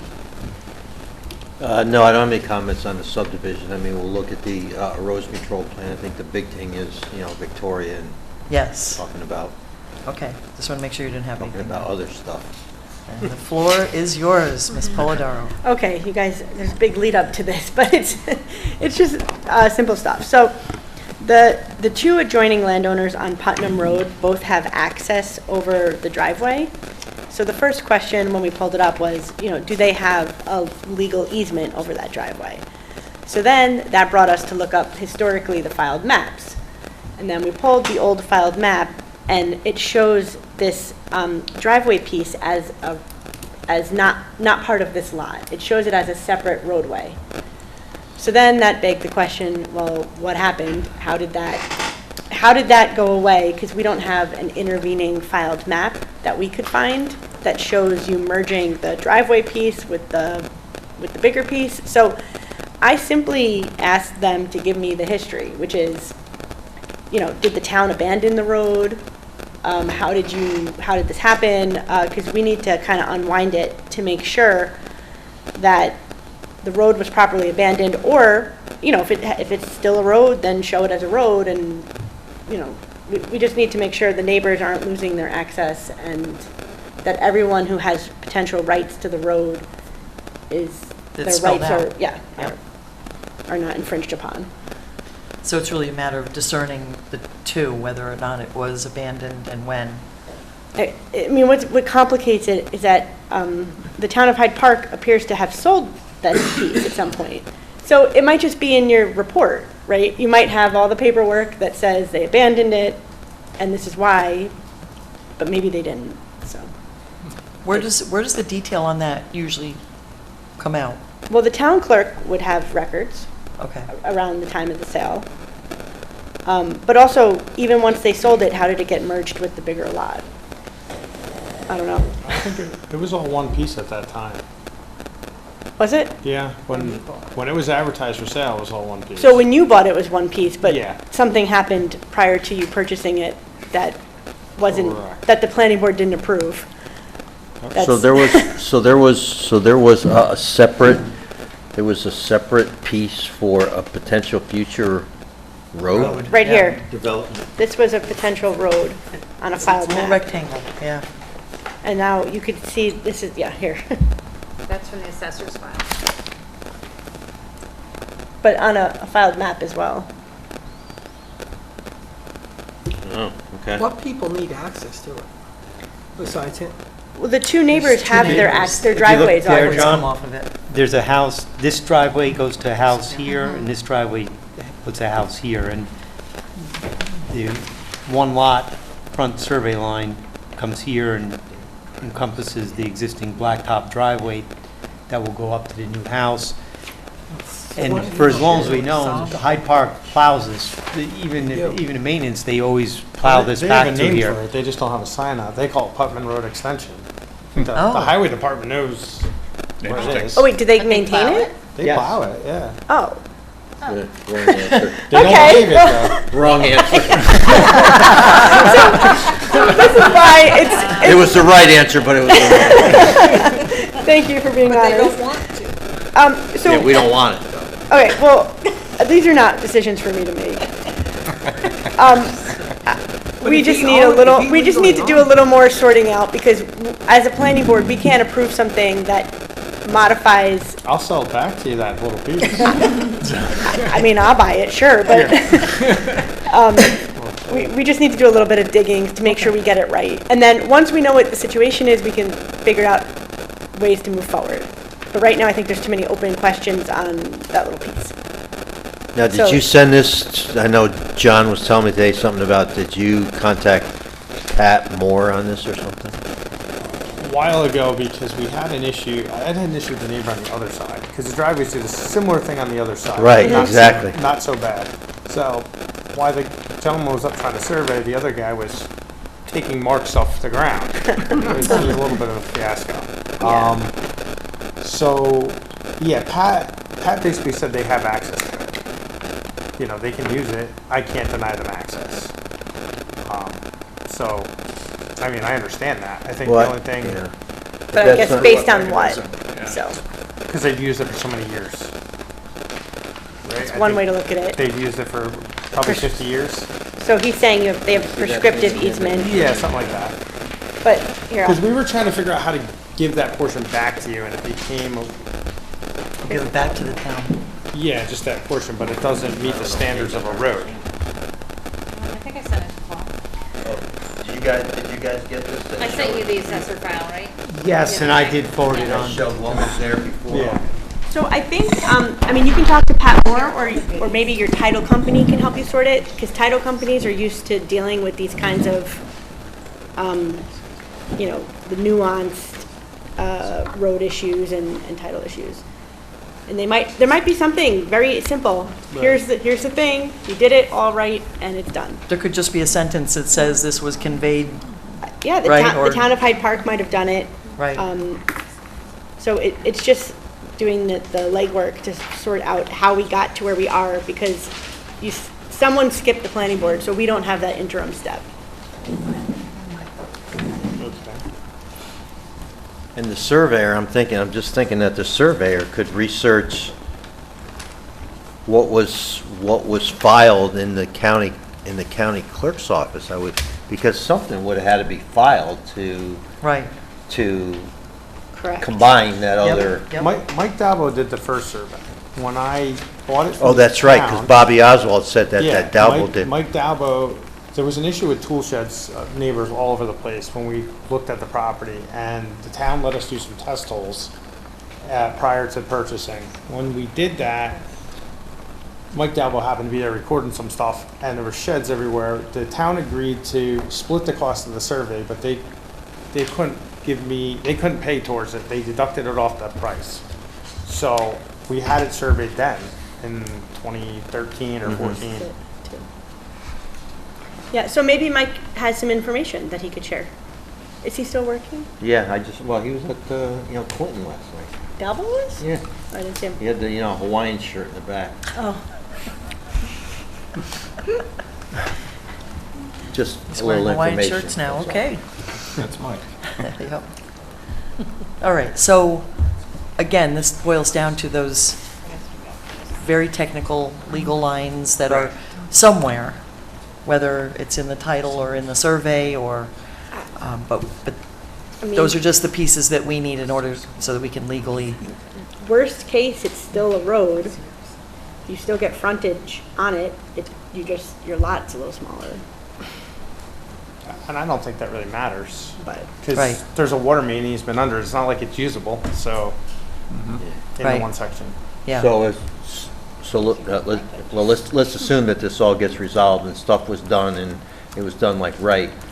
So then the other people that have access to, the driveway, does there have to be some kind of an agreement as part of this? I mean, ideally, we would ask you to work out an easement and maintenance agreement with them. If they refuse, we can't require it, but it benefits you and it benefits the future owner of Lot 2 because, one of the biggest source of calls I get are shared driveways. Right. Because one person ends up paying for all the plowing and maintenance and everyone else just uses it. So, to the extent we could work that out, that'd be great, but let's see I guess we get over what it the is first first. hurdle yet, right? Yeah. I don't think he's gonna trap his mother-in-law in the Yeah, house, but though. without it's his wanting mom to. right now, Yeah. but. But down the road, it's going to be somebody else, yes. Right. Thank you for that, Victoria. That's what I was trying to say at the beginning, but Yeah, you're much more clear. when we pulled the filed map, it came up and then we just had to ask you about it. Clarification. Yes. Okay. Mr. Tuttle, any comments? No comments. Mr. Waters? No. Ms. Wasser? No comments. Mr. Oliver? No comment. Ms. Lee?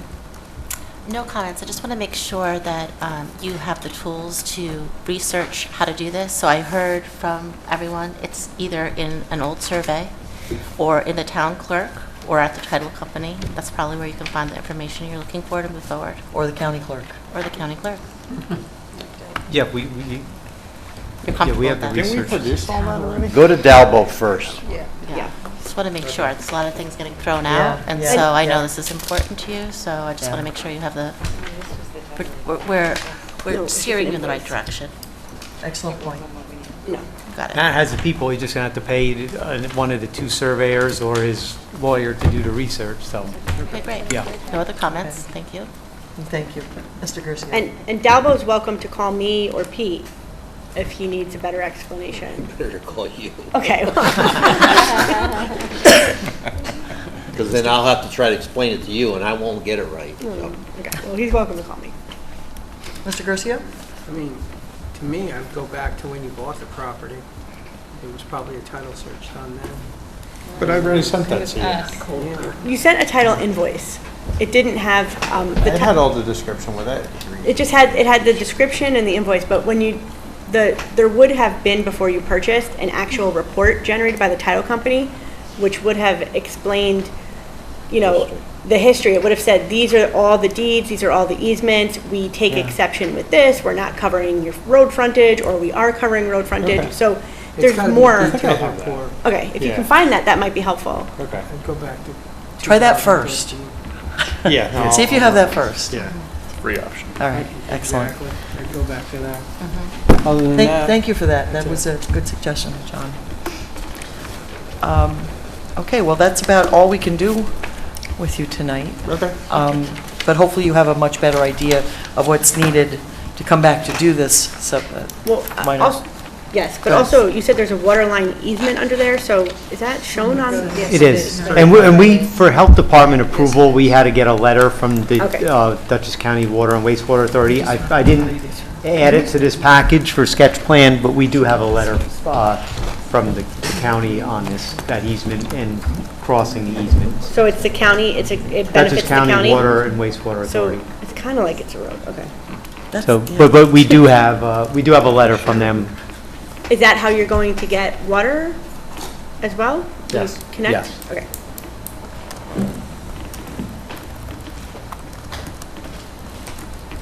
Okay. So I think that, unless you have any more questions. Well, do we still have to come back for sketch plan approval? I mean, it's just, or can we move to just final approval next time, once we have this You have to resolved? come in for sketch because that might look different. It is, but there's no issues besides drawing it up as to whatever the final decision is here. It just saves a month of Matt's time here. We also need to verify the 70-foot of frontage for each lot. But you know, if you scale it, it's more than 70 feet. It's So, I mean, it's um, 95 per parcel access, but you have to show it. Yeah, no, and we will add that to it. You may wind up with For more sketch frontage. approval, I would know. hope You may we get we more have frontage. enough. So when you come back and you have more information, sometimes the board will consider sketch and final in the same night. If Okay. you've Yeah, submitted it's- your it's nice application and for small. final, it doesn't sound like the board has any other issues or concerns, but That's fair. I don't see a point in granting, yeah, we would need a public hearing. Yeah, we can wrap it up. Sketches, Okay, that sounds good to us. okay. Thank you. Excellent, thank you so much for coming out tonight. Thank you.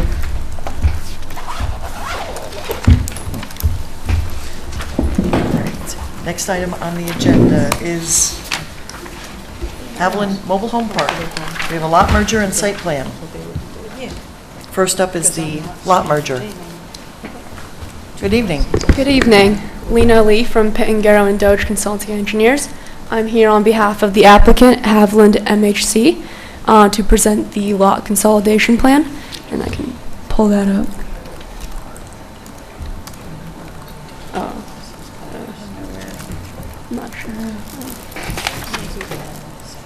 Maybe. He pulled the flash drive out. Oh. Thank you, Jared. I'm like, that's why it's not showing.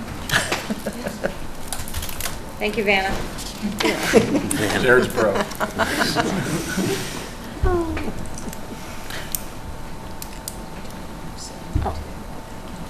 This is not it.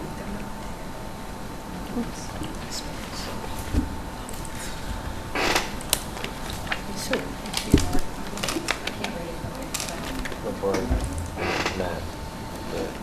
Sorry, give me a second. It's okay. Time. No problem. As you saw, this is kind of what we do, yeah.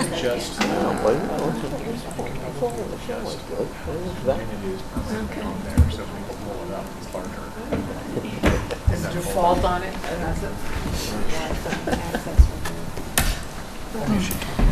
So the applicant is proposing to combine two parcels into one of them being 8.5 acres, the other 6.9 acres, into one parcel of 15.4 acres. This was previously submitted and approved by the county previously in order to operate the mobile home park as one water supply.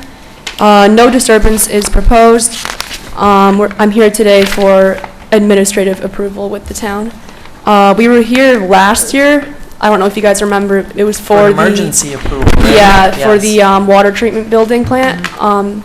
And that's currently in construction. Last that I know of, the underground electric has been installed, and the contractor has ordered materials and is awaiting their shipment before he continues working. We received Tad's comments to the plan as well. I'm happy to address those, and I can answer any questions as well. Excellent, thank you so much. Ms. Moss? I had sent comments. I don't have them with me. Oh, okay. It's kind of confusing because this is a non-conforming licensed mobile home park. It has license for 83 mobile homes, plus 1 duplex, plus 1 single-family home that's stick-built. Wow. So it's kind of confusing. Just a little. And they had 2 licenses, or the prior owner had 2 licenses, Haviland 1 and Haviland 2. And now we're combining it to 1 parcel, and it will be 1 license, and they need to revise their site plan to reflect the 1 parcel with all the homes on it. So the first step is the combining of the lots, and the next step will be site plan. Well, that sounds easy. It does, doesn't Yes. it? It will be. Yes. Then site plan, okay. So, Ms. Franson? So this is an application I haven't had a chance yet to review because I was on vacation, but I guess just a quick question was, these are already merged? So this is why you're saying it's At the administrative? county level. Yeah. Correct, yeah, Okay. at the county level, yeah. This is another one. Got it. We've had 2 tonight. This is the Hanson-Young permit. Got it. Thank you. Yep, thank you. Pete? I mean, I don't really have any comments on, the subdivision, and before our agenda meeting, I just very briefly looked at, the site plan. It's pretty simple. The only thing I wasn't sure of when I looked at the site plan is you had some of the mobile homes labeled as, I think, relocated mobile home, but I couldn't find where they were being relocated from.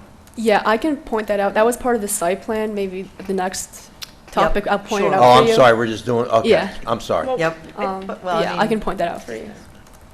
Okay, then I don't have any comments on the subdivision.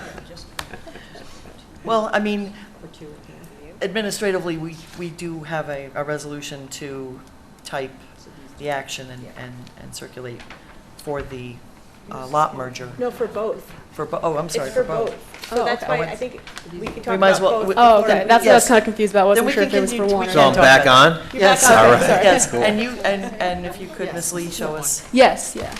No, so, I mean, that was really, the only thing that I noticed. Yeah, so Well, I'm calling it type 2.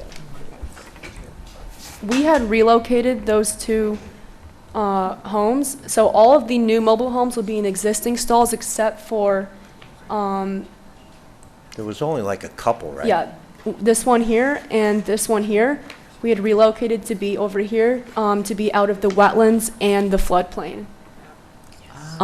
Yeah, so that was a main concern. There were kind of a lot of constraints for this site. Are they labeled? Are they labeled to be Yeah, relocated? I think Oh, okay, maybe, I must have missed it that. was kind of. Relocated. Well, I see that. No, that- no, but Oh, the on ones the- that are leaving. Yeah, the ones, Yeah. yeah, the Yes, ones that, they yeah, are. the ones Yep. that are leaving. Okay. They are? So here and here. Okay, Um, okay. So Okay. yeah, about the site plan, I guess. We're proposing to add 15 mobile homes in existing stalls, except for these 2, obviously, as well as replace 2 failing septics, one for 12 and 13 Jennifer Court, and one for 14 and 15 Andrea Court. And we've been working with the DEC as well for the parcel JD. We submitted to the DEC, and they came back and said that the wetlands on site are a Class 2 wetland due to the site being in an urban area. So our next step would be to provide them a wetlands delineation map for them to approve. So we're working on that right now.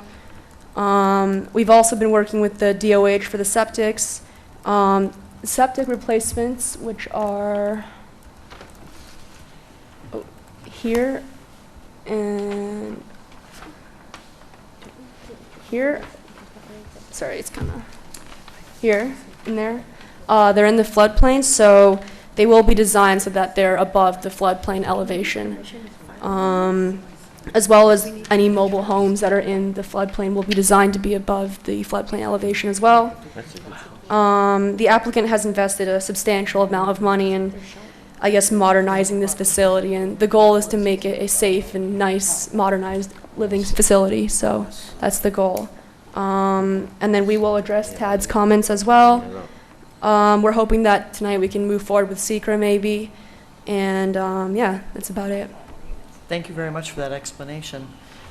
It's exciting to hear that they're going to be addressing so many issues, and it will become a much nicer place to live. That's great. Yeah. Victoria. So, I'm trying to, the two applications are separate, but they really kind of work together. One is contingent on the other. Yep. They're both type 2, as far as I can tell, because they're not doing, the merger is type 2, and the work, the relocation of the 2 units is not going to exceed a secret threshold.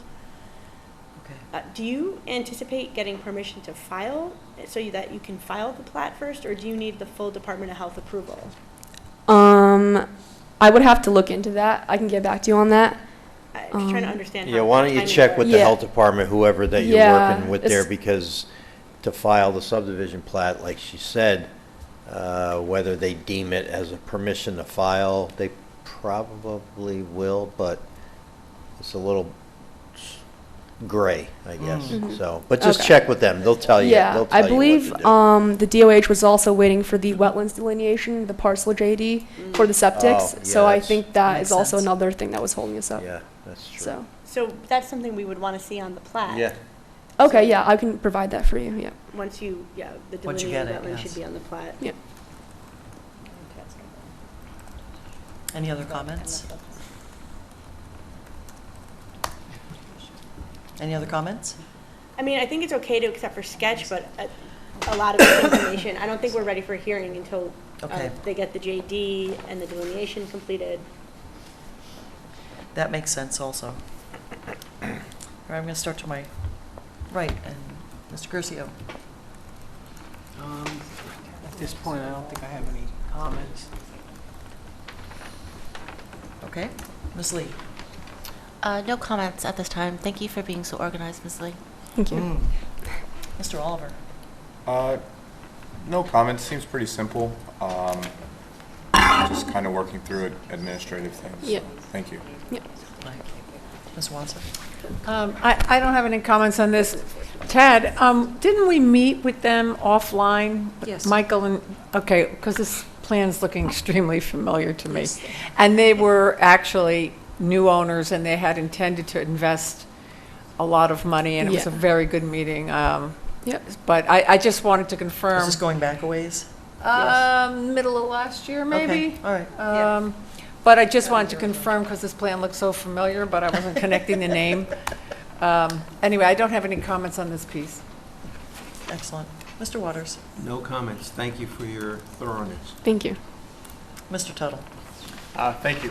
Just real quick, the relocated homes, if I'm reading the site plan correctly, it looks like the paved area does not go all the way out to those relocated homes. Is there an expectation of increasing the paved surface as well there? Yeah, that would be the expectation. As of right now, we were obviously very limited in terms of where to put the homes on in this site, but for now, we figured that this would be the best location due to it being out of the floodplain and wetlands, as well as we can just extend the road. We were thinking of that as well, so, Okay, yeah. so eventually this site plan will get updated to show Yes, that yeah, we as can well, update that on the right? site plan, yep. So it's 15 new homes altogether, and those are the dark outlined ones? Yes, correct, yeah. And I assume that, I mean, this will all get gone over for making sure that space between them is all appropriate and the setback from road and all that kind of thing. But, yeah, it's, yeah, my only real question was about what else might need to change for those two relocated places. Yeah. Thank you. Yep. Nice catch, as always. I will echo my colleagues and thank you and the new owners for doing what they can to just, again, improve the park and make it a nice place to live. We do have a resolution prepared tonight to classify the action I have that one. and accept for sketch. and we will not be setting a public hearing at this point, but I feel that you have gotten some clear direction Yes. on what Yep. you need to do. Yes, for sure. Excellent. Yep. Okay. And just so everyone's clear, the 15 new homes are going on existing pads. Right. So you're Oh, not okay. increasing capacity. Oh, okay. Yeah, I Yes, didn't They're understand correct, that. yeah. things that are Yeah. These are already- replacements. Right. Yes. Okay. Except for the two ones that are They're being relocated. Yeah, relocated. yep. Okay. Mhm. This owner wanted to really, he had his eye on this for a long That's why time it's to buy type it. 2, because there's no... Right, That makes yes. sense. That makes Okay. sense. Thank Yep. you. Okay. Resolution to classify the action except for sketch, Haviland Mobile Home Park Lot Merger and Site Plan, August 6, 2025, resolution number 2025-37. Whereas, now therefore be it resolved that the planning board hereby, 1, classifies the project as a type 2 seeker action, 2, classifies the project as a minor subdivision pursuant to section 96-4 of the subdivision law, 3, accepts the sketch plan in accordance with section 96-12C of the subdivision law, and requests the following information be amended on the final plat. Remove town attorney and commissioner of public works from the title sheet. Is there a second? Second. Any discussion? All in favor, please say aye. Aye. Any nays or abstentions? Motion carries unanimously. So are we done talking about the site plan? Excellent. Did we want to talk, I'm sorry, did we want to talk about if the planter boxes? Oh. Planter boxes have been added at the street entries. There's two streets, right? Yeah. It's, Several. right, I think there's two like streets, 4. I don't know, there might be 3. They will need to be shown on the site plan, they will need to be on the property. You will have to provide details for the construction and the color. Just to let you know, we've had phone calls and complaints about them. And currently, they're in the town right-of-way, correct? I haven't seen them, I don't know if they've been According to the moved. picture, it looks like they might be. Yeah, I drove by. They were, I don't know if they Yeah, still are. Yeah. Yeah, sorry, I meant to bring that up earlier, and then I turned the page and said, oh yeah, we forgot to talk about the planter boxes. Okay, so yeah, we can definitely show that on the plans. And they all have to be moved onto the property. Okay, gotcha. They Yep. can't be in the right way. And what type of, what are they made out Right. of, and what Okay. will they have, and would they show up on the landscape plan? Yeah. Yeah. I mean, if that's the intent, then show them as part of the landscape plan. Okay. All right, thank you so much. Thank you. Thank you.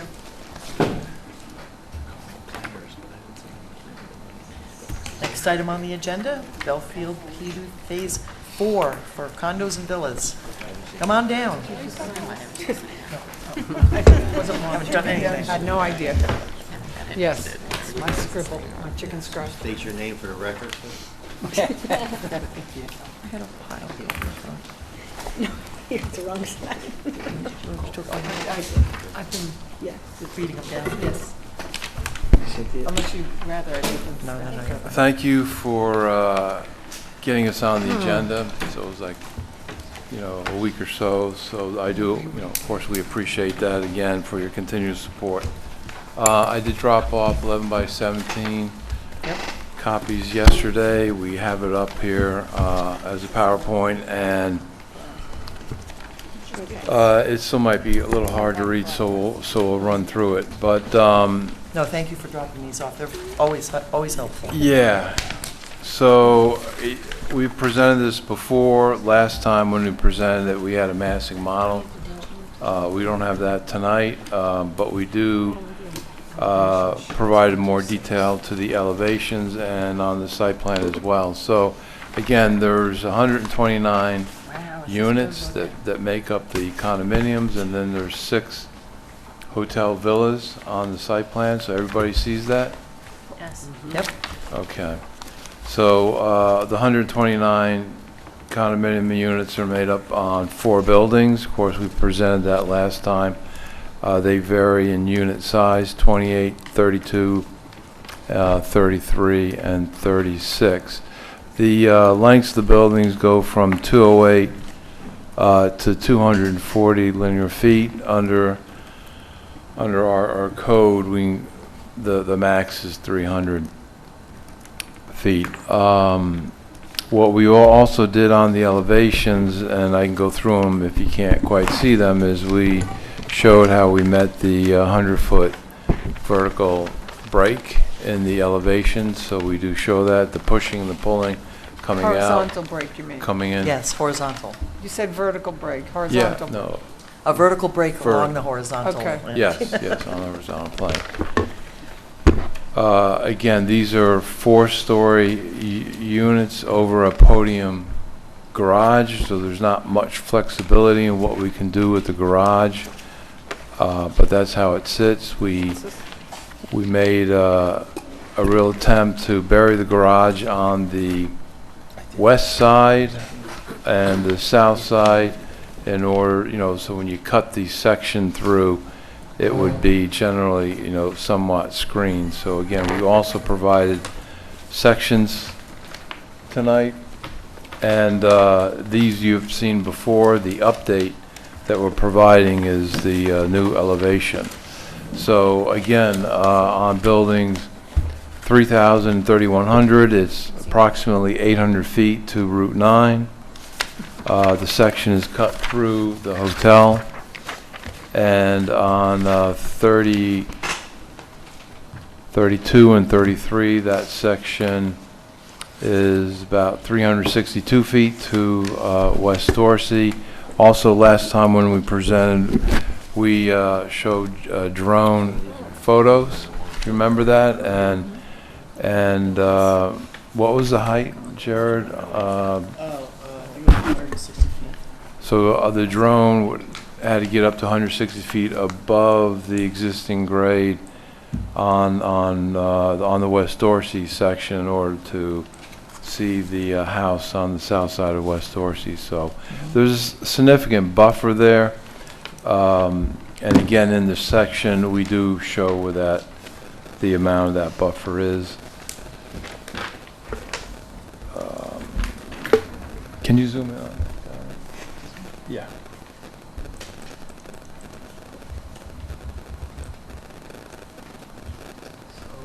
So zoom in those. So it's, yeah, and then go to the right.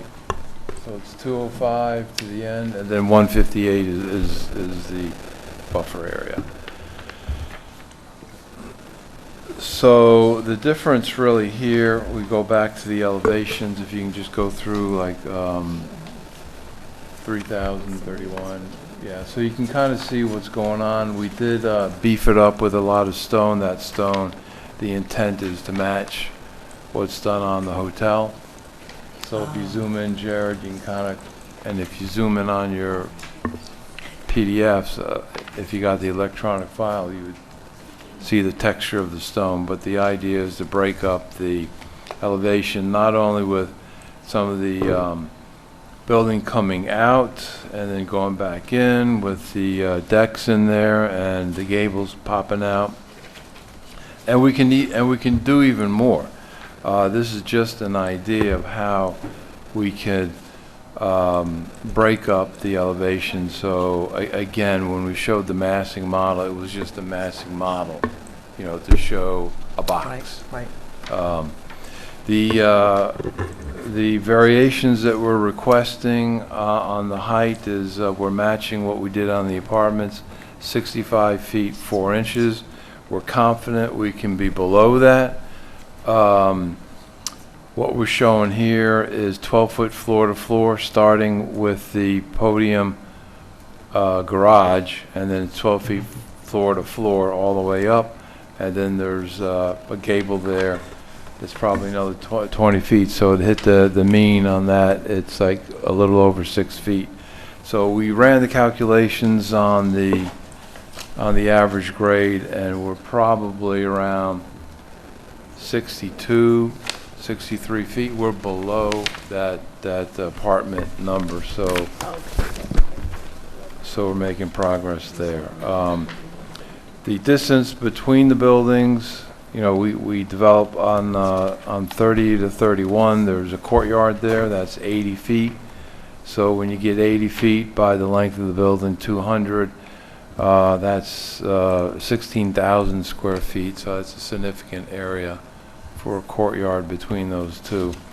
32 and 33, the parking's in the middle. That's the way the grades work out. The access to the parking garage on 32 and 33 are on the north side, and on 3000 and 31, they come in on the side, so you can kind of see what's going on there. We're honoring the wetland 8, even though in the jurisdictional permit, the Corps is not taking this as a wetland. Basically, it's an isolated wetland. And so what we're going to do is look to make a lake feature out of that. Oh, this is the place where you're putting a lake in? Yes, yes, yes. So if you walk back there and you walk around, you can really feel that it would be much better to be some kind of developed lake. Larry, what was the distance between the two structures with the parking in the center? Parking in the center, that is Courtyard. 88 feet. 3,200. 88 feet. 88? And then the courtyard's 80 feet. Yes. Thank you. So again, the variations that we're going to request include the height. We're moving 60 condos from the north side of the Village Green to the south side. This is actually in the Crescent neighborhood, so we're going to move that into this area here. And the hotel villas, we're at 800 square feet. One floor, we're proposing 1,200 on 2, so the footprint is 600 square feet with an outside patio. We, we meet the length requirements, the vertical break requirements. We meet all that, and so we're here to get your input. We do want to, move this forward. I have dates. I do want to submit this officially on the 18th of this month for the September 3rd meeting. We've submitted a full package before, but I've got some input from everybody. We'll address that. And we're looking to submit the variations request to the town board on August 30th for their September 8th meeting to get this going.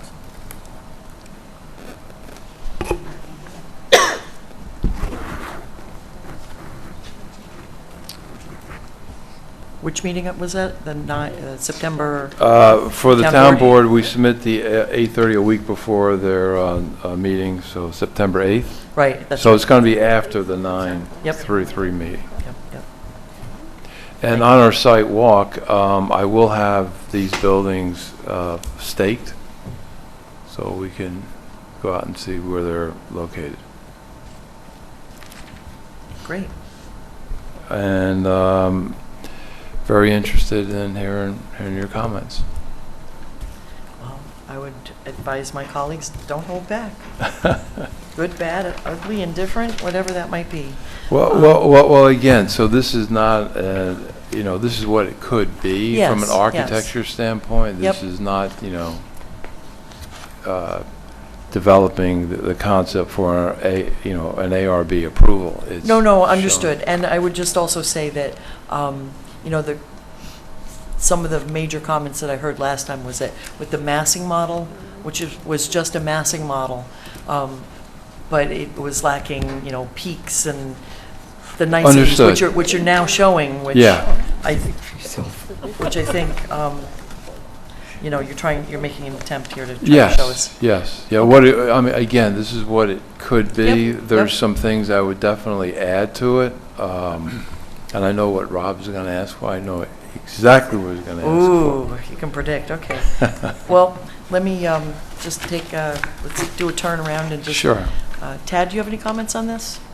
Just to to clarify, when did these drawings come in? This was No, I submitted them a month ago, but I'm going to resubmit them.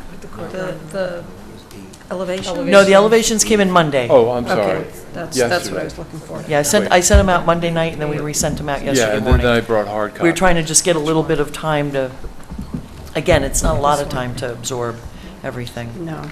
No, again, and we appreciate you getting us on. Yep.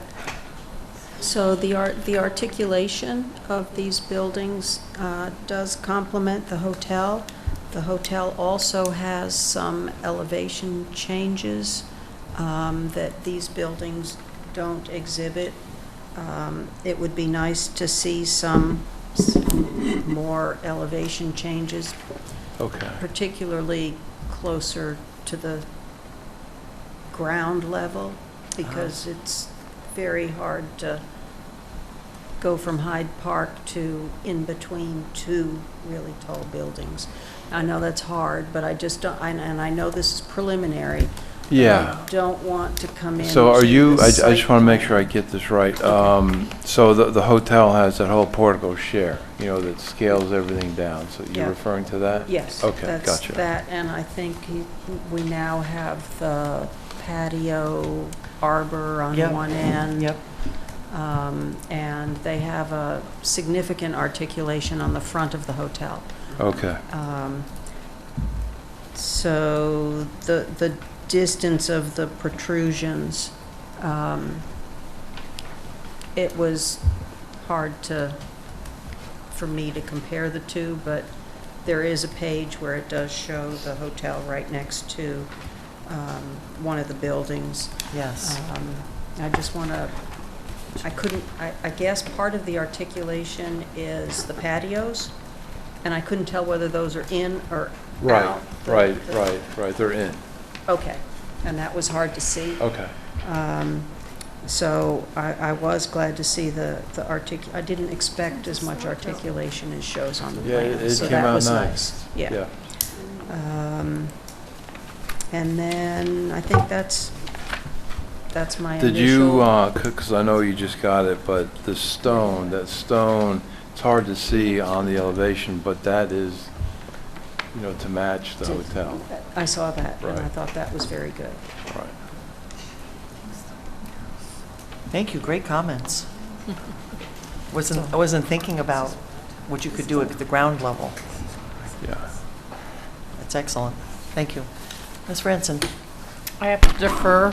We, consultants got this Tuesday, and I'm back today, so Yep, if I understood. see anything, I'll present some comments to you. Thank you. Understood. Mr. Sotero? No, I don't have any comments. No?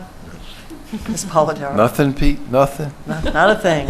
I mean, this was just submitted for comments on the Yeah. elevations? Okay, so you will come back with the full FDP Yes, amendment? so you'll have the whole thing, again, so I'll submit the 19th for the 3rd, September 3rd. And what are we calling, this is going to be This is going to be... do we know what we're calling it? Yeah, this is, we decided it'd be best to call this phase sequentially. Four? It would be 3. Three. Yep. Right, because that's the next in line. See, you Right. told me But it's- phase 3 yeah. is going to be the road, so I think I named this phase 4. I know, we've been calling it Phase 4, yeah. Right. So it's going to be phase 3. Unless we've married ourselves to Phase 4 at this point. The escrow is called phase 4, and I thought we Yeah. were reserving 3 for the road. Which is fine. Let's keep Keep it like let's that. keep it at Phase 4. Yeah, but All right, that was, keep it yeah, at but four. that was last week, though. I mean, Right, it and is what the again, you're original trying to bylaws keep labeled. this, again, to get the comments, to see how the layout is. When we do the site visit, we can see the elevation, the Yep. grade changes between the two buildings, Yep. and then the relation to the hotel at the same time. That one shot that you show here, the very first page, does a nice job of showing the layout of the hotel to the first set of condos. You can see that's right in the Yes. backyard. Yep. Okay, thank you. All right, so let's start to my left. Mr. Tuttle. Thanks, guys. So, big picture, I continued, I said this last time, I'm struggling with the extent to which the project is moving from a collection of integrated structures to a series of, a few large buildings, right? And we made a number of concessions on the apartment building to make that project as feasible, that element of the project as feasible as possible. We're being asked to do it again on these ones, and each time we get further and further from the original. So big picture, I'm still struggling with where we are with the consolidation of these condos into these 4 buildings here. As for the architecture,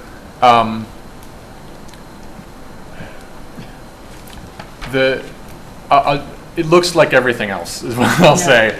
It looks very much like it was built in the 2020s. I mean, so I was visiting family in Pennsylvania. I was in a Toll Brothers development that's maybe 2 years old this past weekend, and it is grayscale vertical siding, very similar look to this. This is what is coming around the country is this kind of look, and I was hoping for something that was more original, I think, here. I want to make sure I'm being constructive. I don't want to just tell you what I don't like about this. I need to spend a little time with the guide, with the design guidelines, and try to find you a couple of examples that appeal to me, so I can tell you what sort of what might be nice to see in addition to just I don't want to just be critical, right?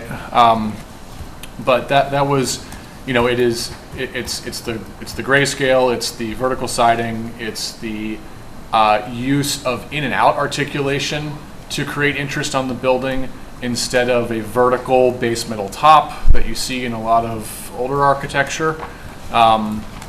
So there are just a number of elements that I was not thrilled with on the buildings. I understand again that this is preliminary. You're here to look for our feedback, so that's my initial take.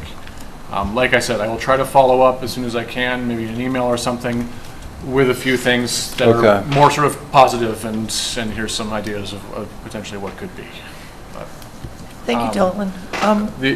The only other thing I'll say is we're here largely to talk about the architecture. I want to reiterate from last time, the hotel units that are in the middle of this area. I know I heard colleagues and such say, okay, we've got this nice diversity of having the townhouses and the hotel units and the condos all here in this same area. I am struggling with, this is supposed to be a walkable integrated community. And with the hotel units in the middle here, we're cutting the sidewalk off. There's sort of a sense of privacy you're trying to create for those units, which is understandable, but this is right in the middle of a major residential section for folks who live there. And we're asking all of them to cross the street and kind of go around to give those units their space. I think it's totally fine to have hotel units in the middle of this, but if you're going to put hotel units in the middle of it, it should be You want the sidewalk? Integrated into the community. It should be right as much as possible. It should be like, part of what is around it. This is the hotel unit. It is an integral part of Belfield, rather than being separated from it. Okay. Yep, that's okay. Thank you very much, guys. That's it. Thank you, Dylan. I was just wondering, when you were talking about the right now there's the in and out articulation, and you had mentioned something which I was like, I wish I knew what you were talking about. Vertical elements, base metal top is essentially what it boils down to is the first floor of a building should be interesting, the upper floors should be relatively simple, and then the cornice or gable or whatever is at the top should also be interesting. And it helps direct your eye from afar to, and gives you something to focus on. Our eyes are vertical things appeal to our eyes more than horizontal things. You try to create vertical interest instead of horizontal. Gotcha. So that's similar to what Tad was saying when she was I talking think about the maybe first it is, floor. But basically, right, Mhm. A lot of articulation on the first floor, not as much on the middles, and, Yep. and then. And you're saying middle, not metal? Middle, base, middle, top, Okay. right. Thank you for clarifying that. I'm trying to, these terms are not, they don't come naturally to me. Mr. Waters? I do. Oh, yes, please. This elevation, if it popped the stone to make it look like, you know, the stone on the hotel, does that help? Because to me, it just looks like, you know, gray, you know, board and batten or Yeah, something. understood. So if And, it, I was- that's supposed to be a, you know, a stone, you know, feature going all the way up. Yep. And Yep. it just doesn't pop. Here, this one's. Right, certainly there are constraints of the medium here of Yeah, 2D, yeah. 2D Yeah, yeah. elevation, but. But your point is The material good. is nice on the first floor, to be sure. Yeah, Having a stone yeah, first floor yeah. is great. There isn't much in the way of other articulation on that first floor. Whether, Right. I mean, that ends up, whether it's lintels, whether it's different, and, you know, I Yeah, no, won't it's, speculate too much, but. it's a good comment. Yeah. I'm gonna see what we can do. No, excellent comment. And I would also thank you, because I didn't realize that that was stone, the light gray that was Yeah, stone. yeah, the So whole that- bottom yep. is the. When I look close, I can see that it is trying to be stone. Yeah. So All right.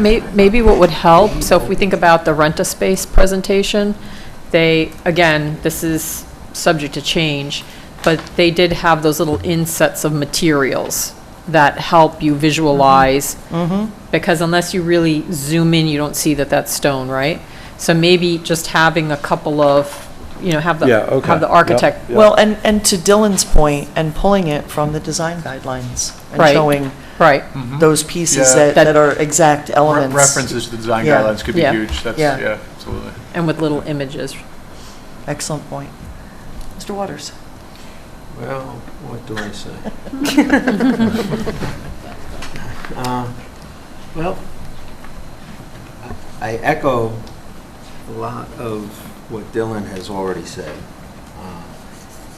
And I know this is preliminary, and I know we're just basically getting the footprint, which is fine, that works. I understand the concept of the podium and all of that, and how the elevation is playing a part in making that more of a viable way to cost, you know, for cost reasons, and also space, because if you put that parking outside, it's going to Right. eat up a lot of land, Right. and then you're going to have problems with water and retention and things like that. So I understand all of that. The scale is a big thing on these, because, you know, we're going from structures that are, you know, when this was originally kind of thought of, we were two stories, 3 stories tops, and then, you know, and things were tiered, and this building was 2, and then this one was 3, and maybe a 4th, and then it went back down, and, you know, so there was that vertical difference, you know, so the other thing is dimensions. It's a pet peeve. They didn't have them on the rent-a-space. They forget to draw they do the height, But not but But they not never the do the vertical. lengths. Yeah, we have them on now. Yeah, and I scale it, and I could scale it Yeah. in my head, but it's not, you know, Not all of it's us. beneficial, right. Sure, The other sure. thing that would be good is to go back to how we did it in the, I think it was early on, when we had the main streets. You took the footprint and you put it on the elevations. So we knew which side we were, I think it would be helpful for some of the people here to be able to interpret Yep. what view they're looking at and Right. where it is in relation to something else. That's just a suggestion. I think it worked out great the last time. It was just a Yep. little key box on the Yep, side. it's a key box, right. Yeah, Yep. yeah, and it could be above his, you know, his title area. Materials, you know, when they're doing the stone like that, I know what you're saying, I know what everybody's saying. You know, that's because it's scaled, it's a scaled hatch. Yeah. And that's what happens with the scaled hatch. So what I do, I've done, is I take the hatch out, and I also change the proportion of the hatch. It's not scaled. Right, okay. So that Okay. when you're viewing it, you can actually see the stone. Yeah, that'll help. That would help. I mean, that would be a big help, because then you can't know see what the is stone. texture. We You can't can't see see the it, yeah. texture. So maybe you could talk to them about doing that. The other thing, what is the community structure, what is in that community structure, if you don't mind me asking? What's the program on it? Well, Is it's... it a pool house? Is it a No, well, it's... fireplace? I think the intent will be, a year-round, usable facility. Yeah, possibly like people And that live there it's could rent it out. for probably party. going to be bigger than what's shown there. Okay, thank you. Yeah. It's going to have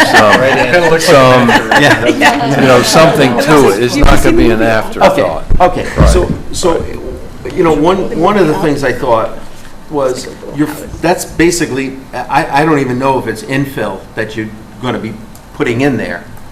I don't know how that pad is, if it's already there, if there's going to be partial infill, how much is stone on that, is that what you're staying away from? But I thought, if that is one structure, if you're putting a foundation basically on it, right? Mm-hmm. That could be a perfect place for like a basketball court, a gym downstairs, in the lower level, and come up out of the ground a little bit so you could have natural light filtering in high. So it could be a basketball, so these people have a rec center and they don't have to go try to find a park outside in the winter or something. Here's a perfect example of how to possibly make that a very usable space. I could have a gym in it. It could have a changing room. It could be a part of a pool house type of thing. It's just a thought. I know it's a cost, we'll give you some ideas on that. yeah, it gives you some ideas. And maybe it's like up maybe 4 feet out of the ground so that you have that high, and then it's 10 feet in the ground. And so now you have, enough room for a basketball, thing, and you're not going to be hitting the rafters or something with the ball. Yeah, But, yeah. okay, that's a thought. Second. You did see the pool on the outside? Yes, I saw the Okay, pool. Got the pool. Yes, yeah. So I did see that. But that's also, that courtyard could be also possibly tiered a little bit too. So you could step. We you could can step do back, that, too. and our goal here is to have something very special that we'd all want to live in. Yeah. It's not going to be a box. It's going to Yeah, be... no, It'll be an event, clubhouse area that accentuates exactly what we're trying to move here. I mean, these are, nice units. They're big units. Right. 1,600 square feet. Yeah, and then, in that frame, I was also, look, like, there's New Paltz has a senior center. They just, I think, developed, it's Woodlands something. Woodlands Pond. The Woodlands Pond, is it? Yeah, Chazen did it. Okay, so if you look at that, it's very similar in feeling. It's also, there's a hotel also before you get into Main Street in there that, I forget what chain it is. This represents that kind of a feeling to me. Now, when I think of a condo, I understand, you have a lobby, but this is not an apartment house where you have a doorman. That's my thought. And it's supposed to be a walkable community. So I was thinking, how about on the lower level, we have private entrances that come out? Because I wouldn't want somebody always knowing my coming and goings, going through a main lobby. I would like to have a front entry to myself. What do they call this, garden apartments or Well, it's whatever? more like a brownstone kind of a feel. And that led me to doing, of course, to conceptualize it, I sketch. Yeah. So. Oh, you got a and sketch? I sketch. I sketch. But I don't like to show it anymore because sometimes I'm criticized on, like, trying to sell my concepts. I don't really care. I do them because I do them for me. And then I share them with other people, and if Can you you give use me a them, you peek? use them. Can you give me a peek? Let me just see. I'll send it to you.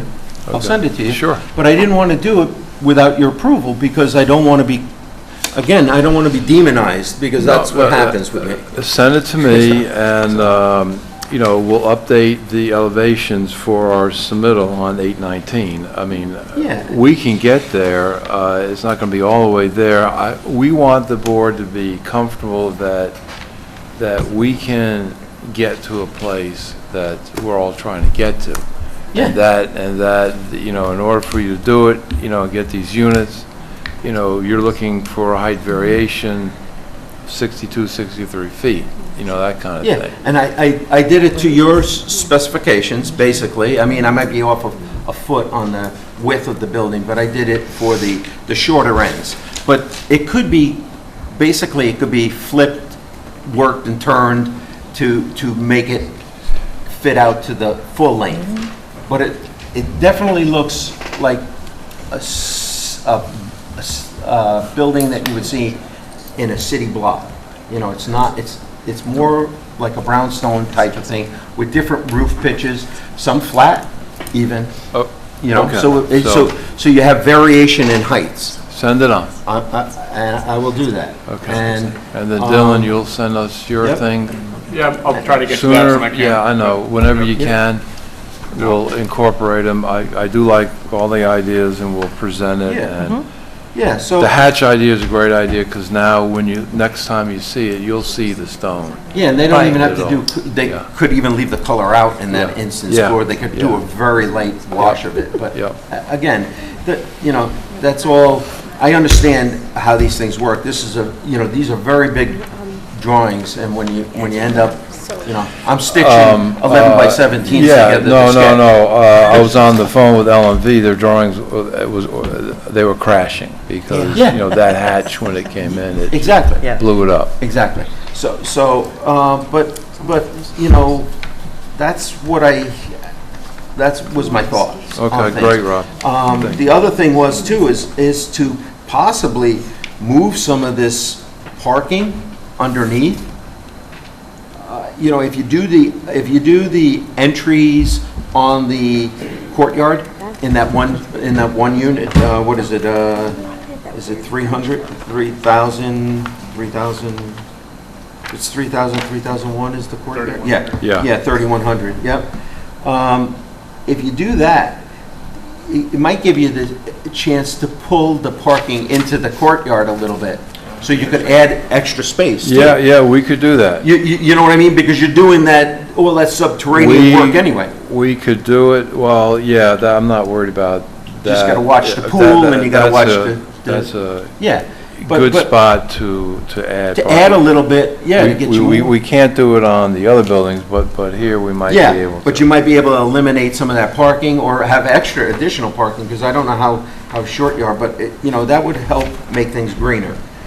So that's just the start of my things, and I'm sure I'll have more for you. The ridge is also always watch the ridges, because the ridges get long and straight, and they're not broken, really. Yep. And that could become a issue, but, I mean, those usually are simple fixes, but, I mean, that's it for now. Okay, thank you. Thank you. Yep, I'll send you that stuff. Thank you, Rob. Yep. Appreciate it. Ms. Wasser? Well, I've been struggling, because I don't want to be all negative, but I don't know how to, I'm just struggling. I think Dylan set it up pretty well. You know, I was on the board when we first approved this whole concept. It feels so far from the original concept to me, with these big blocky buildings. The apartment building is enormous. And now we have more blocky buildings. I recognize the bottom line. I understand this is cheaper to build. Well, it gets it done, right? So- Well, let me just finish. I'm just really disappointed. I had higher hopes for this whole project. And every big building that's coming down the pike is it's bothering me. The scale, the massing. Before we even get into the articulation, I think to try to be constructive on the other hand, I agree with Dylan's comments. I agree with a lot of Rob's, not necessarily all of it, but I think the fenestration is kind of boring. I know we're going to call this early 21st century, but the fenestration to me is extremely boring. The roof line seems very, very long and unbroken. No curvaceous elements. Everything is square. Maybe that's the design, but it's hard to believe it's the same architect who just came in on the storage. So I'm looking for other elements that soften the facade. The first floor, we were talking about the first, bottom, middle, top. The first floor is a pedestrian experience. These are residential communities, walking trails, and so we talk about the first floor. It's a different pedestrian experience with different articulation and a friendliness, for people who are walking along that first floor. I'm sure that you're designing something large and nice on the inside, but architects design inside out. You have to design outside in as well. And I know it's iterative. I know it's early days. Maybe I'll just stop there. I think I've probably said enough. Excellent input. Thank you. Mr. Oliver. So conceptually, I see the purpose of everything. I like how, we're kind of getting the buildings to mirror off of the hotel. So like in the finer details, like architecture and stuff like that, I know we're not there yet. Mm-hmm. This is, basically just conceptually, does this work on the site? Right. And I think it does. I do have a couple of questions for the parking lots at 31 and 30. It looks like there's like a weird, kind of like a connector end off of the center of the parking lot. Oh, yeah. Yeah, that's a fire truck turnaround. Okay, that makes sense. Thank you for answering that. Yep. The other idea that I kind of had, because I do agree with Dylan that sidewalk along the Yeah, okay.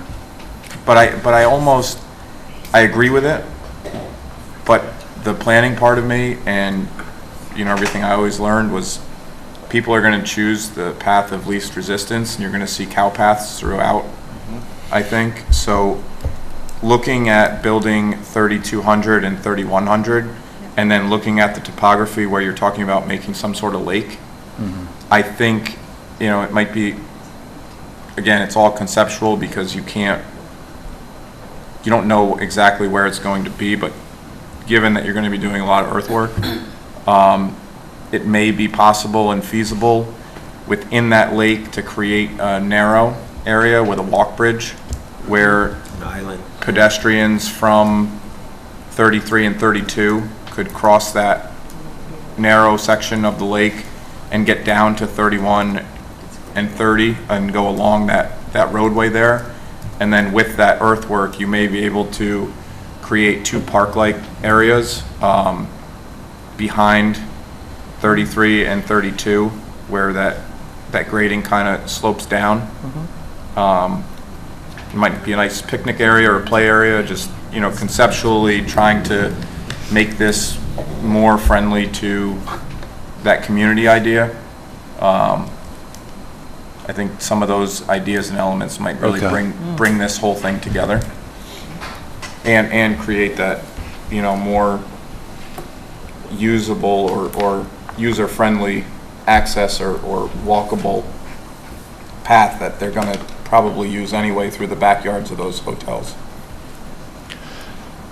Okay, we do have the sidewalk, the community trail that goes around the lake. We did rough out a contour. We grabbed the contour for the proposed lake, and we have it laid out, so we have an idea where it's going to go, all accessible to all four buildings.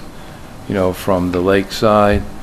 You'll see that on the next site plan. Okay, it's not here, right? Right, it's not on there I right just want to now. make sure I wasn't Right. missing it. No, no, no, no, These you. are all, Yeah, so you'll see that.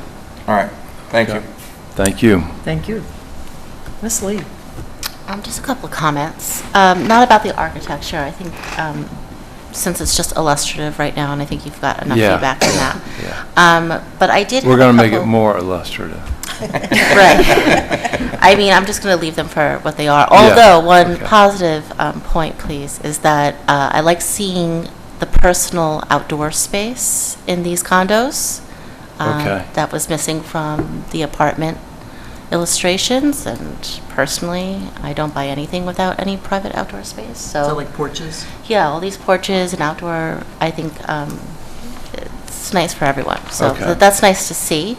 I had another question, though, real quick, about these villas. They're hotel villas. Yes, So, but they're not attached to a hotel, and the hotel is they a are, They are. to Belfield. They're not physically attached, but they're part of the Belfield. Yeah. And So Belfield is servicing these So- villas. So you can, well, it's not Belfield, it'll be an entity which we have to define. Right. But the idea is the services that are provided at the hotel, you can get in those villas. Yeah, I'm familiar with hotel villas. Okay. But it's not Belfield. It's a future hotel that will be servicing Oh. these villas, Yeah. correct? Okay, No, I no, no, thought no. it was- It, temporarily, it will be Belfield. Temporarily, it will be Yeah, Belfield, yeah, and then yeah. if another operator Yes, and comes then- in, Then all of the remaining 26 villas will go in, because there's 32. okay. This is 6 of the 32. Then the remaining will come online, they all. So this is the first 6, Yeah. and Belfield will be servicing them for Yeah, now. the Inn at Belfield, yeah. The Inn at Belfield. That's what I needed to Yeah. know. thank Yeah. you. Okay. Good luck. Excellent clarifying questions. Very nice. And I'm looking forward to a site visit. That's all for now. And what we can do, I can give you some elevations on those when we come in. It'd be helpful in these sections. Yeah, Yeah, it would. yeah. Mr. Curcio? I mean, actually, I'm optimistic. I mean, the big building. Could you move forward and, The thank the you. hotel is a beautiful building, and it's a large building. And I think that, I knew you were going to build these type of buildings, and I think, if you go down to Marist College and you see the dormitories, they're big buildings, and they're all stone, and they look beautiful. I think there's some things, it's hard to tell from these renderings, the way they look, and I agree, maybe the roof lines are not so good, and we could do some articulation on the Yeah. bottoms, but, we're at the base stage. So, the only thing I would echo is Chris's comments, is maybe we can connect the two buildings somehow, and make them appear to be connected through maybe a land bridge across the pond, or some sort of connection, whether it be landscaping, pathways, because I agree with Chris, people are going to want to come from 3300 and 3200 to the pool, okay? Yep, And we'll make the connection, yep. and I think it would make it look good, because even if you put a small little island, you mounded dirt up or whatever, you make focal points. You draw your eye to those focal points, and even the bridge, you could. I know it's work, and I know it costs money and stuff, but Well, no, when the lake is developed, it won't reach as far as the shaded, isolated wetland is. okay. So it'll be actually to the. I was thinking the shaded area was the lake. No, that's existing wetland. No, that's Yeah. existing. Yeah, I knew it was going to be in that area somewhere, but Yeah, without yeah. knowing. I will show you the outline we're working with. Yeah, I right think now. Larry, seeing all the trails that you already have in your head Yeah. would be helpful Yeah, I on can these do that. plans from now on. There's certain focal points that you can do that'll make it feel more like a community without spending a lot of money. And again, I think Bellafield, the hotel, is beautiful, so I think you can make these, It's beautiful and it's doing great. yeah.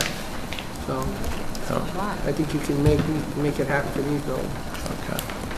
Thank you, John. Thank you. So you've got some feedback. Yeah, we got a lot of feedback. Lots Thank of you. feedback. I would, I think everybody touched on something. For me, I liked Dylan's comment about, again, the bottom, middle, top, and Rob, when you speak, I generally need a picture because I don't know what all those things mean when you say them, and I need to see a picture. I'll send anybody who wants to see it. But I feel that they're touching on some of the key items that would make these buildings much better. The other thing that Dylan said about these looking like the 2020 Toll Brothers, I get it, because you can drive around Hyde Park and go, oh, I can tell that development was built in the 50s. Oh, I can tell that development was built in the 70s. I mean, they're very distinct. And I don't know that there's anything wrong with that. It's kind of the style, it's the materials that are available at the time when everything was being built. But in my head, I'm going through all the different developments and I'm thinking, yeah, you can date them. You can date them by building style and, the different types of landscaping and types of roads that go through them. So at first I was like, yeah, no, I don't want that to look, but that's not really my concern. What is my concern, which Dylan did touch on, is making sure that we are always going back to the design guidelines and pulling those elements, which I know you're doing because you're already talking about mapping some of these pieces from the hotel, but just always keeping that in front of you. And John, something that you said made me immediately think, so just to the east of of your total property, right behind you, is a former bed and breakfast. Yep. And if you look at the lake that they built back in the day, there's a little island right in the center. Those were all put in as ice ponds as part of the Roosevelt estate. The house across the street that I grew up in had a pond down there, which was also an ice pond for the Roosevelt estate. Just trying to pick up elements, like, I don't, if anybody, you can look up the river, the ice business around here. Okay. And if you could, somehow make the lake be, like a mirror of some of these that were built just for ice, ice. They have the ice house in the Roosevelts. So they're shallow? Is that the idea? They tend to be pretty shallow. Yeah. Yep. Yeah. Yep. But the one right behind you has a little island, which when I'm thinking, they put that there. They scooped it out and they made a little island in the center. And so that I thought was nice. It's because it's a combination of all these elements that create the community. And I think the only other thing that keeps popping into my mind is, in this entire site, there's communities within the big community, right? There's going to be sub-communities. The estate homes are going to have a very different type of community as opposed to these condominiums, which also have hotel villas across the street, and they're right close to the hotel. They're going to have a very different feel than the estate homes that are in the back. And so I don't really mind that. I do want to always remind you that if you're taking the 60-plus condos from the north and bringing them down, you should start thinking about what you're going to show us there that makes that area. If you're hearing comments about how built up this is and how tall everything is, then maybe the compromise is over on that side, creating something that is, maybe the farm gets a little bigger, maybe there's trade-offs. We put the amphitheater. Amphitheater, or whatever it is. Right. I'm not. Yep. Don't know what it is, but we're compromising here. And those original concept plans, they were a sea of asphalt and roofs because everything was flat and 1 and 2 stories, and they had to cover up the entire site.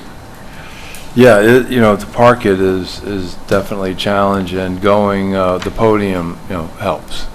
Right. So there's all these trade-offs. So I know you're going to get excellent input for the architecture. But thank you so much for listening to us. And yeah, no, it was very helpful. You'll see, something different when we submit it. Yep.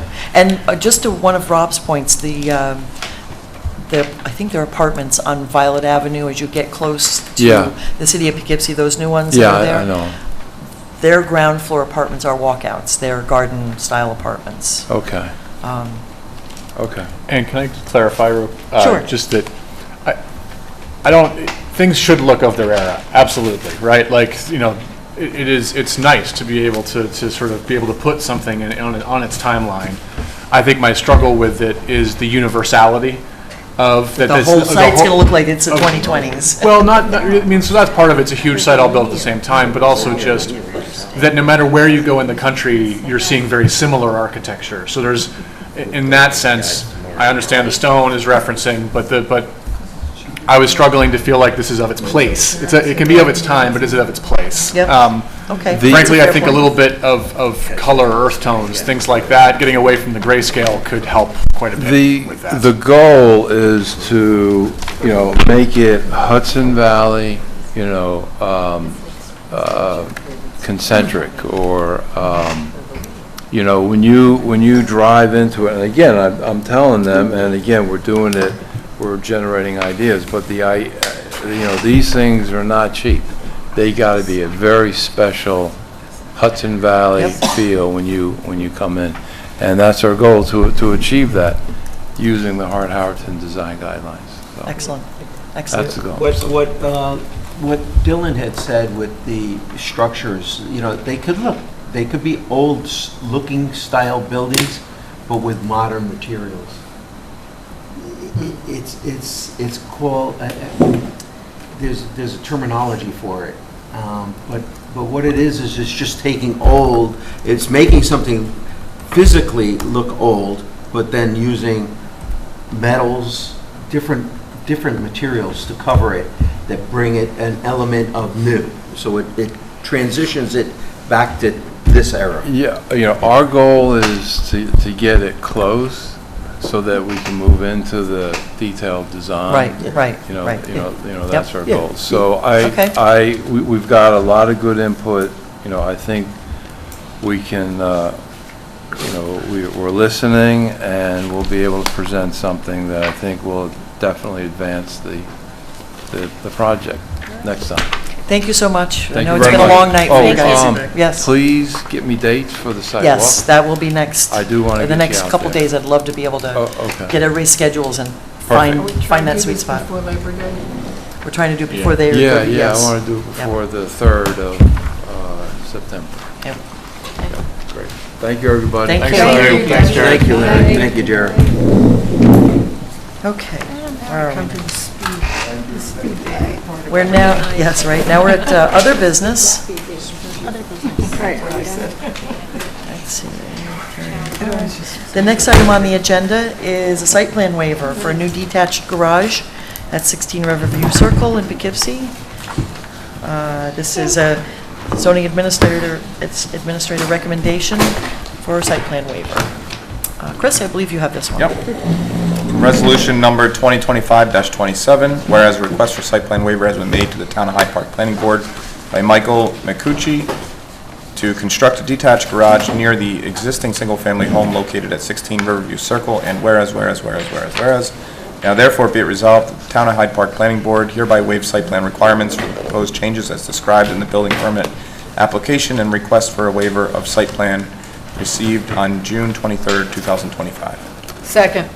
Is there any discussion? All in favor, please say aye. Aye. Any nays or abstentions? Motion carries. Thank you. The next item on the agenda is another site plan waiver, this time for an AC condenser for Michael and Susan Terwilliger at 24 Cromwell Place.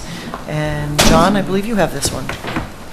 Michael and Susan Twilliger, date August 6, 2025, resolution 2025-39. Whereas a request for site plan waiver is made to the Town of Hyde Park Planning Board by Michael and Susan Twilliger to install an air conditioning condenser on the rear of the existing single-family home located at 24 Cromwell Place. And whereas, therefore be it resolved that the Town of Hyde Park Planning Board hereby waives site plan requirements for proposed changes as described in building permit application and request for a waiver of site plan received July 22nd, 2025. Can I have a second? Second. Any discussion? All in favor, please say aye. Aye. Any nays or abstentions? Motion carries. The next item on the agenda is another site plan waiver, and I see that we have the owner in the audience. Mr. Reinvolt? Thank you for coming out tonight. This is a site plan waiver for HVAC. This is at 6 Main Street in the town of Hyde Park. I have this one. Carney and Tatiana Reinvolt, 6 Main Street, 6065-20812236, Town Code Section 108-9.4 C2, Resolution 2025-40. Whereas the application requesting a waiver of site plan has been made to the Town of Hyde Park Planning Board by the owner Carney and Tatiana Reinvolt on July 30th, 2025 for the property located at 6 Main Street, Hyde Park. And whereas the application is to obtain approval for installation of a ductless mini-split unit for their single-family residence, and whereas now therefore be it resolved that the Town of Hyde Park Planning Board hereby waives the site plan requirements for the file entitled Reinvolt Mini Splits regarding the specific request as submitted in the building permit application dated July 22nd, 2025. Second. Any discussion? All in favor, please say aye. Aye. Any nays or abstentions? Motion carries. Thank you for coming out, sir. Does this mean I can call my contractor tomorrow and have him come over and give me some air conditioning? Does it mean that? No, you have a resolution from the planning board. The resolution needs to be filed with the town clerk tomorrow, assuming the secretary's in. And then the building permit authorization will be returned to the building department, and they will call you when the permit is ready. So you'll get a phone call. Thank you so much for coming out. Our next item on the agenda is another site plan waiver, this time for a generator and propane tank on Scenic Drive. I have this one. Resolution number 2025-41, whereas a request for site plan waiver has been made to the Town of Hyde Park Planning Board by Amy Novat and Ron Whitmont for the installation of a standby generator and propane tank for their single-family home. And whereas, now therefore be it resolved that the Town of Hyde Park Planning Board hereby waives site plan requirements for the proposed standby generator as described in the building permit application dated August 1st, 2025, and the request for a waiver of site plan received by the Planning Department on August 4th, 2025. Second. Any discussion? All in favor, please say aye. Aye. Any nays or abstentions? Motion carries. May I get a motion to adjourn? So moved. Second. All in favor, please say aye. Aye. Thank you, everybody, for coming out tonight. Thank you to our consultants, and thank you to the town board for having this broadcast and recorded. The next meeting